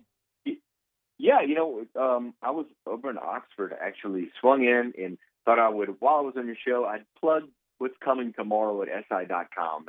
And Lane is blunt. He's brash. He's rarely politically correct. And he went pretty deep and unfiltered about NIL. And I got a Q&A appearing at SI.com tomorrow in which Lane says a lot of fun stuff. Like, for instance, something that might make you and every other LSU fan not happy, in that he believes now with NIL, Nick Saban will never retire, ever. Why? And he says that he believes that he will eventually use it so much to his advantage with the resources that Alabama has that he will be even more dominant, that he will have the resources to recruit players and grab the best players in free agency, the transfer portal, and build teams that way. So that's his, and he says a lot more stuff. He talks about how, college football should be turned into a professional sport. He talks a lot about, how could you blame players for not taking the most NIL money? He believes 100% of elite recruits are going to the highest NIL bidder. And of course they are, he says, because a lot of them don't end up making it to the NFL. So why would they not take the money now? So some interesting stuff from Lane, very kind of honest, blunt type of stuff that you find when you talk to him. No, I don't know if you heard, but Texas A&M only has one guy with an NIL deal. Yeah, I saw that. Yeah, that's right. You know what you are? You're just all you're doing is you're reading those message boards. Bro Bible slice bread. What I'll say to that. That might be true. Sure, it might be true. But you know what is going to happen when those Texas A&M players get on campus? There'll be more than one with an NIL deal. Whatever. You're just listening to Bro Bible Slice Bread. Bro Bible slice bread. What is wrong with that man? Like, what is wrong with him? I can't sit here and tell you I know Jimbo Fisher. Like, you, I guess, know him better than I do. Like, what is wrong with him? I don't know. I guess he's in a position where he believes he needs to publicly defend his school, despite some obvious things happening. That say otherwise. I guess you don't see Mario Criswell from Miami doing the same things, but what's happening at Miami. It's been very public, and I think A&M stuff has been fairly public. Bro Bible slice bread. Play the other one, Muse. Damn it, play the other one. Wait, hang on. Did you hear him? Yeah, I gotta go. Did you hear him chastising that guy from San Antonio? It's like, what are you doing? Yeah. He's unhinged, man. It's so crazy. All right, I've kept you too long. Thank you very much for the time, Ross. Go read Ross's stuff at SI, and he's got his Lane Kiffin interview coming up tomorrow. Thank you, Ross. Did he hang up or did you? He hung up. Okay. Ross hung up on us. Okay, it's after further review. Just go to break. AFR. We're brought to you by Insurance Network of Louisiana, 293-0450, 293-0450, or lainsurance.net. Better coverage for less money. I told you a story over the weekend. We had some friends at our house. This is just what happens when you get old. You start talking about things like insurance. I don't even know how it came up. It doesn't really matter. But they've been with State Farm for more than a decade. I think it's 11 years. And they had the auto draft. And I was in the same situation. Same exact situation. I ended up saving $1,600 a year went from state minimum to $100, $300 on my auto, added $1 million umbrella, and saved $1,600 a year. Stop overpaying to be underinsured. It's free. Just let them, call them, give them your current insurance info, and they'll go shop to see if they can get something better than that. 293-0450. 293-0450. Everybody's looking for a way to save money. How about if you can save money every single month on your insurance? Give yourself a raise that way. 293-0450 or lainsurance.net. At All-Star Toyota, you get it all. If you're in the market for an all-new Toyota vehicle, come see our friendly and knowledgeable sales team at All-Star Toyota. Located in Baton Rouge at the corner of Airline and Goodwood, we've been serving our community since 2005 by offering a large selection of new Toyota cars, trucks, and SUVs. Get behind the wheel of your dream car and take a test drive at All-Star Toyota today. Join 100.7 The Tiger and Our Lady of the Lake Ascension Saturday, June 25th at the Lamar Dixon Expo Center in Gonzales. Enjoy live music from Ted Durr, Mike Broussard and the Night Train, and Jamie Badron and the Kickin' Cajuns. Make sure you grab a delicious plate of jambalaya from the Mike Ward's Liberty Safes Jambalaya Cook-Off to raise money for the Alzheimer's services of the capital area. The Swamp Pop Music Festival with Supreme Chevrolet. Louisiana's country station. 100.7 The Tiger. Crime has serious consequences, but anyone can make a mistake. If you find yourself in trouble with the law, know that you have rights, and it's okay to demand them. The law offices of O.C. Brown are here to protect you and your rights. Felony or misdemeanor, DUI or drug charge. No matter what crime you're accused of, you still have rights. Let the law offices of O.C. Brown uphold them. Call 225-343-1111. Your law firm for a lifetime.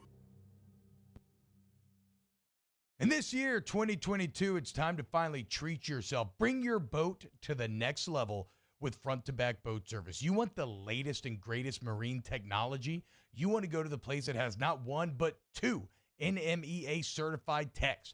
Family-owned and operated by the Sherman family for 30 years, front-to-back is the answer in Baton Rouge for all of your custom boat needs. So head to fronttobackboatservice.com or find them on Facebook, Front to Back Boat Service.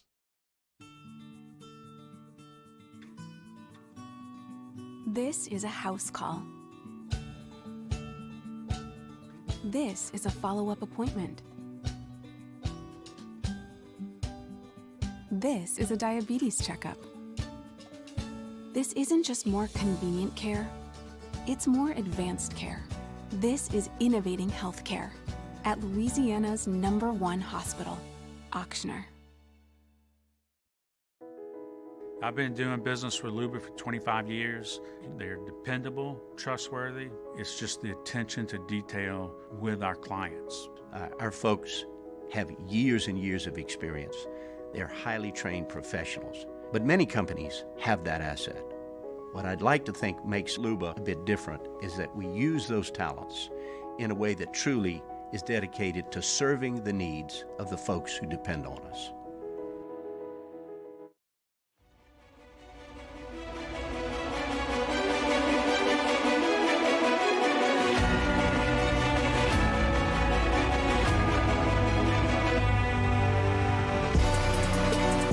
After further review with Matt Moscona, presented by Insurance Network of Louisiana, call for a free quote to see how much you can save. 293-0450. After further review with Matt Moscona, ESPN Baton Rouge, New Orleans, Alexandria. The Jimbo Saban feud is just the gift that keeps on giving. I mean, Justin Thomas, who's a noted Alabama homer, wins the PGA. He's doing an interview after he wins the tournament on Sirius XM, and the interviewer asks him about Nick Saban's process. This is what Justin Thomas had to say. Saban has a 24-hour rule. Mm-hmm. How long does the Justin Thomas Celebrate the PGA Championship rule? Yeah, I got a 24-hour rule. Yeah, maybe I'm not sure what Jimbo Fisher's rule is, but I guess he's got to win something first before he figures out his rules. So, Saban has. I mean, when you're not even asked about Jimbo Fisher, and then right after you win the PGA, that's where your brain is? Who is more triggered? Are the Alabama fans or the A&M fans more triggered right now? Let's make this our poll question, by the way. Citizens Bank poll question of the day. who is more triggered, Alabama fans or Texas A&M fans? Because I feel like Alabama fans right now are threatened because someone is doing something related to college football better than they are. And so they're going to rally, and like they will literally like take food off of their tables to give money to Alabama football to be able to buy players. And they won't need to, but if it came to that, they would. Texas A&M hasn't won anything ever. They're the complete opposite. It's been, what was the year, 1936 that A&M won a national championship? Let's see, Texas A&M football last won a national title in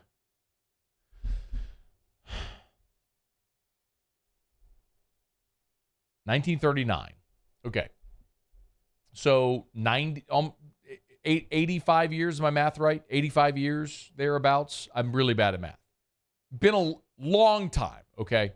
Pre-World War II was the last Texas A&M national championship. So they have nobody alive, no living Aggie fan has ever experienced them win anything of significance.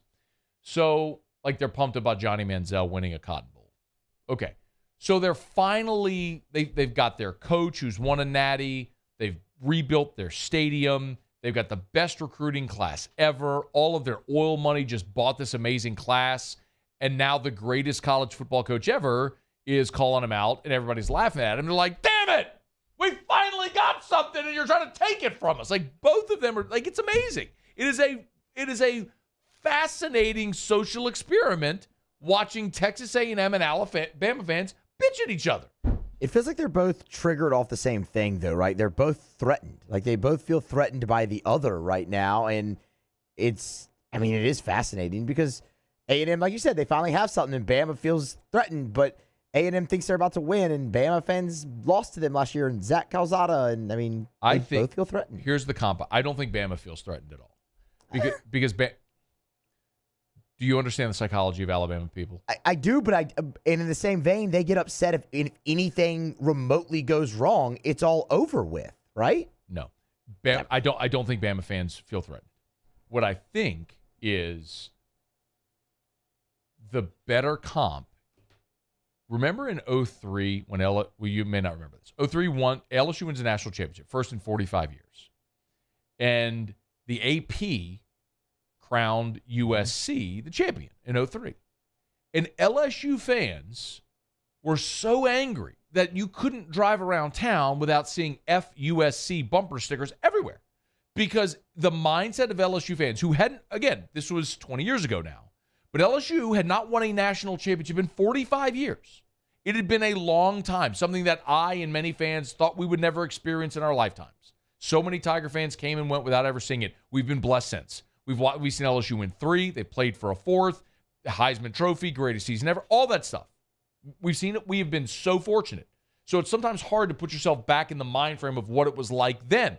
But the thought from LSU fans was, damn it, we waited so long, and now they're trying to minimize this. They're trying to take it from us. They're trying to say we're sharing it, or they were really and it's like, it was like, no, this is our time. And that's where A&M fans are. And they haven't even won a championship. It's just a recruiting class. They haven't even actually done it on the field. It's just the recruiting class. Like, coming off an 8-4, that's how desperate they are for something elite, because they have everything you'd want. They've got all the money, all the facilities, all the resources. Texas, the pipeline of talent in Texas. They got everything you would need, and they just can't finish it in anything. I mean, how good have they been in baseball? Yeah. How good were they in baseball under Childress? I mean, what was the team that won that lost 5 games? Not 5 games. But what was the team that had the who was the catcher, Barish, who transferred from here to there? Was 2015 became like an team, All-American. I mean, even they've had great seasons, they can't finish anything except in track because they took Pat Henry from LSU. But it's like, it's so bizarre. I'm just fascinated by this social experiment of these two fan bases, which are so very different. I mean, Alabama is rooted in rural, southern. I get Alabama has its elites. Don't misunderstand me. Alabama has certainly its elites. And Nick Saban has his wealthy that he can tap into that'll pay for anything. But I'm talking about generally the state of Alabama and the general part of their fan base, where you have, like Louisiana and Mississippi and the panhandle of Florida, like a poor southern state. And that is the thing that they want so badly and they just live for. And on the flip side of it, you have Texas, where you have a lot of very wealthy Aggies. It's Texas, it's wealth, it's oil, it's all of that stuff. And you have these two contrasting styles and cultures and everything that are just clashing right now. It's so fascinating to watch this unfold. And I, for the life of me, just cannot understand why Jimbo Fisher is taking the tact he is, because every time he opens his mouth, he looks silly. Like, he is becoming the punchline. Like, nobody believes what he's saying is true except for his loyal minions. And he can't even really believe what he's saying is true, such that he's like shushing sports information directors. He's like yelling at this poor guy, like this poor reporter from San Antonio. He's just like, I mean, what are you doing? It's not the Grand Inquisition. Answer the question in a single monotone voice and go about your life. Leave the yelling and screaming and bro Bible. What are you doing? Bro Bible sliced bread. Jimbo's the most triggered out of anybody. He's lost his mind. He has lost his mind. You know who knows him well is Jimmy. They used to live next door to each other in U Club. I'm serious. Like, Jimmy knows Jimbo very well. Like, I gotta get Jimmy's take on this. All right, we're brought to you by the Aesthetic Medicine and Anti-Aging Clinics of Louisiana, Blue Bond in Baton Rouge, Ambassador, Caffrey, and Lafayette. Online, theantiagingclinics.com, theantiagingclinics.com. Remember, all this month, which, man, we're on the 24th already. All this month, buy 2 treatments of laser hair removal. Get the 3rd free at the Aesthetic Medicine and Anti-Aging Clinics of Louisiana. Hormone replacement therapy. You want to look and feel like your younger self? They can help. TheAntiAgingClinics.com. TheAntiAgingClinics.com. Okay, speaking of Jimmy, Otterlocks is next to wrap up a busy Tuesday AFR. AFR. Hey, I want to remind you about Clegg's Nursery. Buy local, shop local at Clegg's Nursery. Man, Clegg's just phenomenal. Love getting by there, especially this time of year, as the lawns are greening up and getting full again, as the flowers are planting and in bloom and adding that beautiful color to your outdoor spaces. Maybe you're taking time to clean your outdoor space. We certainly did that a couple of weeks ago, kind of got the pool area all nice again. We had to do a bunch of cleaning. Everything you need for all of that, you can find at Clegg's Nursery because they're partnered with True Value Hardware Store. So anything you'd find at a True Value Hardware Store, you can also find at Clegg's Nursery. 4 locations in the greater Baton Rouge area. Siegel near Airline, LA 16 in Denham, Mid-City on Donmore, and the Garden Center on Greenwell Springs. Tell you every single day to buy local and shop local. Clegg's has been supporting our community for more than 60 years. More than 6 decades. That's Clegg's Nursery. So buy local, shop local, and tell them Matt sent you into Clegg's Nursery. Bayou Ford has the new inventory to get you in a new Ford truck or SUV today, or customize your next vehicle just the way you want it. All new Bayou Ford vehicles come with a 1 million mile powertrain warranty. The crew at Bayou Ford is going to do right by you. My own people call me an Uncle Tom. I play music. Been wined and dined by royalty. Trying to bring people together. All people. But regardless of all that kind of stuff, I'm still Louis Armstrong. Here's the man you're waiting for, the king of jazz, Louis Satchmo Armstrong.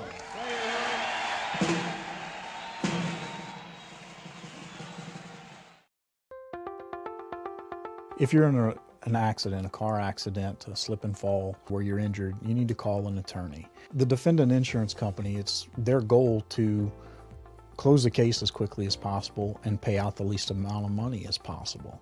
That's why it's important to call an attorney and call the law offices of O.C. Brown. At the law office of O.C. Brown, we're a family-owned firm. We want to be your law firm for a lifetime. Gulf Coast Office Products is a nationally recognized Savin office equipment dealer based right here in Louisiana. Over 100 employees strong, Gulf Coast has the boots on the ground to support all vertical markets from education, engineering, legal, and finance. With the latest in office technology, from desktop to production segment units, Gulf Coast and Savin have the perfect fit for you. Call 225-756-2644. That's 756-2644 for Gulf Coast office products. ServiceMaster Elite create clean, disinfected work environments. As a local business, we take pride in serving the New Orleans and Baton Rouge areas. Our cleaning protocols follow CDC and OSHA standards for healthcare settings, offices, senior living, restaurants, and industrial plants. Contact ServiceMaster Elite to get your operation ready for reopening with germ disinfection cleaning. ServiceMaster Elite, the trusted choice in professional cleaning since 1996. This isn't just another day. It's so much more. Kelly's life was put on hold when her auctioneer primary care doctor discovered a rare blood disorder. Her doctor connected her to an auctioneer care team of cancer, heart, and kidney specialists. With multiple primary care locations around Baton Rouge, same-day appointments, and online scheduling, we're relentless about keeping you healthy. Auctioneer Baton Rouge, innovating healthcare for Kelly.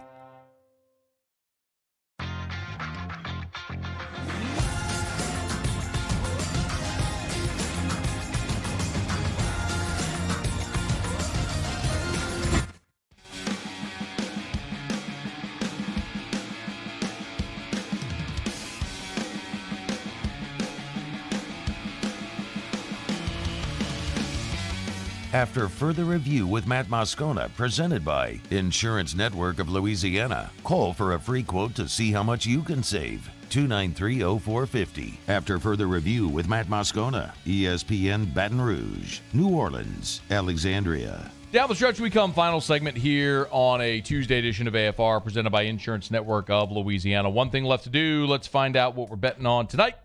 Time for Otter Locks. Otter Locks, presented by Bocage Barbershop in Bocage Village. Serving the Bocage, Goodwood, and Town Center area since 1959. So we turn to the one and only, the incomparable and often incomprehensible, the Outfather himself, Jimmy Ott. Otter, how are you? Doing pretty good after Paul Goldsmith with the Grand Slam and extras last night. Thank you, Goldie. Let's go, Otter. Cash in tickets. A little short on time and a little today. Hint, a little hint at Tampa Bay last night. Just a little hint. Can't flat out put it out. Can't do that. I don't want credit for it, but you know, well, they waved 2 goals on us already. We still beat them 2-0. Come on, man. Come on. All right, Otter, let's go. Picks for tonight. Here we go. Otter Locks. Hit me with some winners, baby. Hit me with some winners, baby. All right. In Major League Baseball tonight, the Boston Red Sox. Lucio knows the Red Sox. Mm-hmm. How's he been feeling about his Red Sox? Pretty good. I don't know. I don't really ask him They're about hot, them. Otter. They're hot. They thank you for noticing. And you know who's hot as well, huh? Is Nick Pivetta. Nick Pivetta, he's from Canada. Okay, What from are Dick you Victoria, talking about Dick British Pivetta? Columbia. What is he went to New Mexico Junior College. He was What a does 4th Dick round pick Pivetta have 9 to do with years ago. anything? He's on the bump tonight, and he had been horrible in 1, 2, 3, 4, 5 starts. And then he woke up. White Sox, 6 innings, no earned runs. At the Texas Rangers, 7 innings, 1 earned run. The Houston Astros, the complete game in Fenway, 1 earned run. You do the math, Mike, from Blackman. That's 22 innings, only 2 earned runs. How about 20 strikeouts, only 1 walk? He's catching plus 145 tonight. Dylan Cease is nasty, okay? He can be very, very tough. But Boston's bats are coming along. White Sox bats have really been lukewarm all season. Boston's a live dog on the road at plus $1.45. There's no shot I'm betting on Boston tonight. What else you got? That's what's that? There's no shot I'm betting on Boston tonight. I don't love winning that much. I'll not bet on it. So, Okay. What else you got?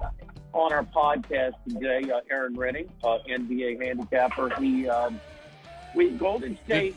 Did you not hear your 1 minute warning?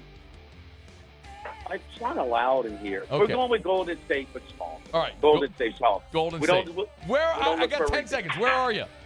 Burnside salad. Go get you a Burnside salad at Mike Anderson's. Thank you, Otter. See ya. All right, we'll see you. Whatever. See you tomorrow. AFR. As we get on down the road, reminds you about South Point Volkswagen, southpointvw.com. New and certified pre-owned in Baton Rouge and online at southpointvw.com. I got a text today from a buddy Brad over at South Point Volkswagen. He said they just had a truckload of vehicles unloaded at South Point today. I'll read it to you. 4 full trucks show up today, mostly Atlas and the Cross Sports. This is more that they've had in a long time. So, inventory on the lot right now. They today unloaded 4 trucks of brand new vehicles at South Point Volkswagen. Airline just north of Highland, southpointvw.com. New and certified pre-owned, Louisiana's largest volume Volkswagen dealer. They're ready to make a deal, and they got inventory on the lot today at South Point Volkswagen.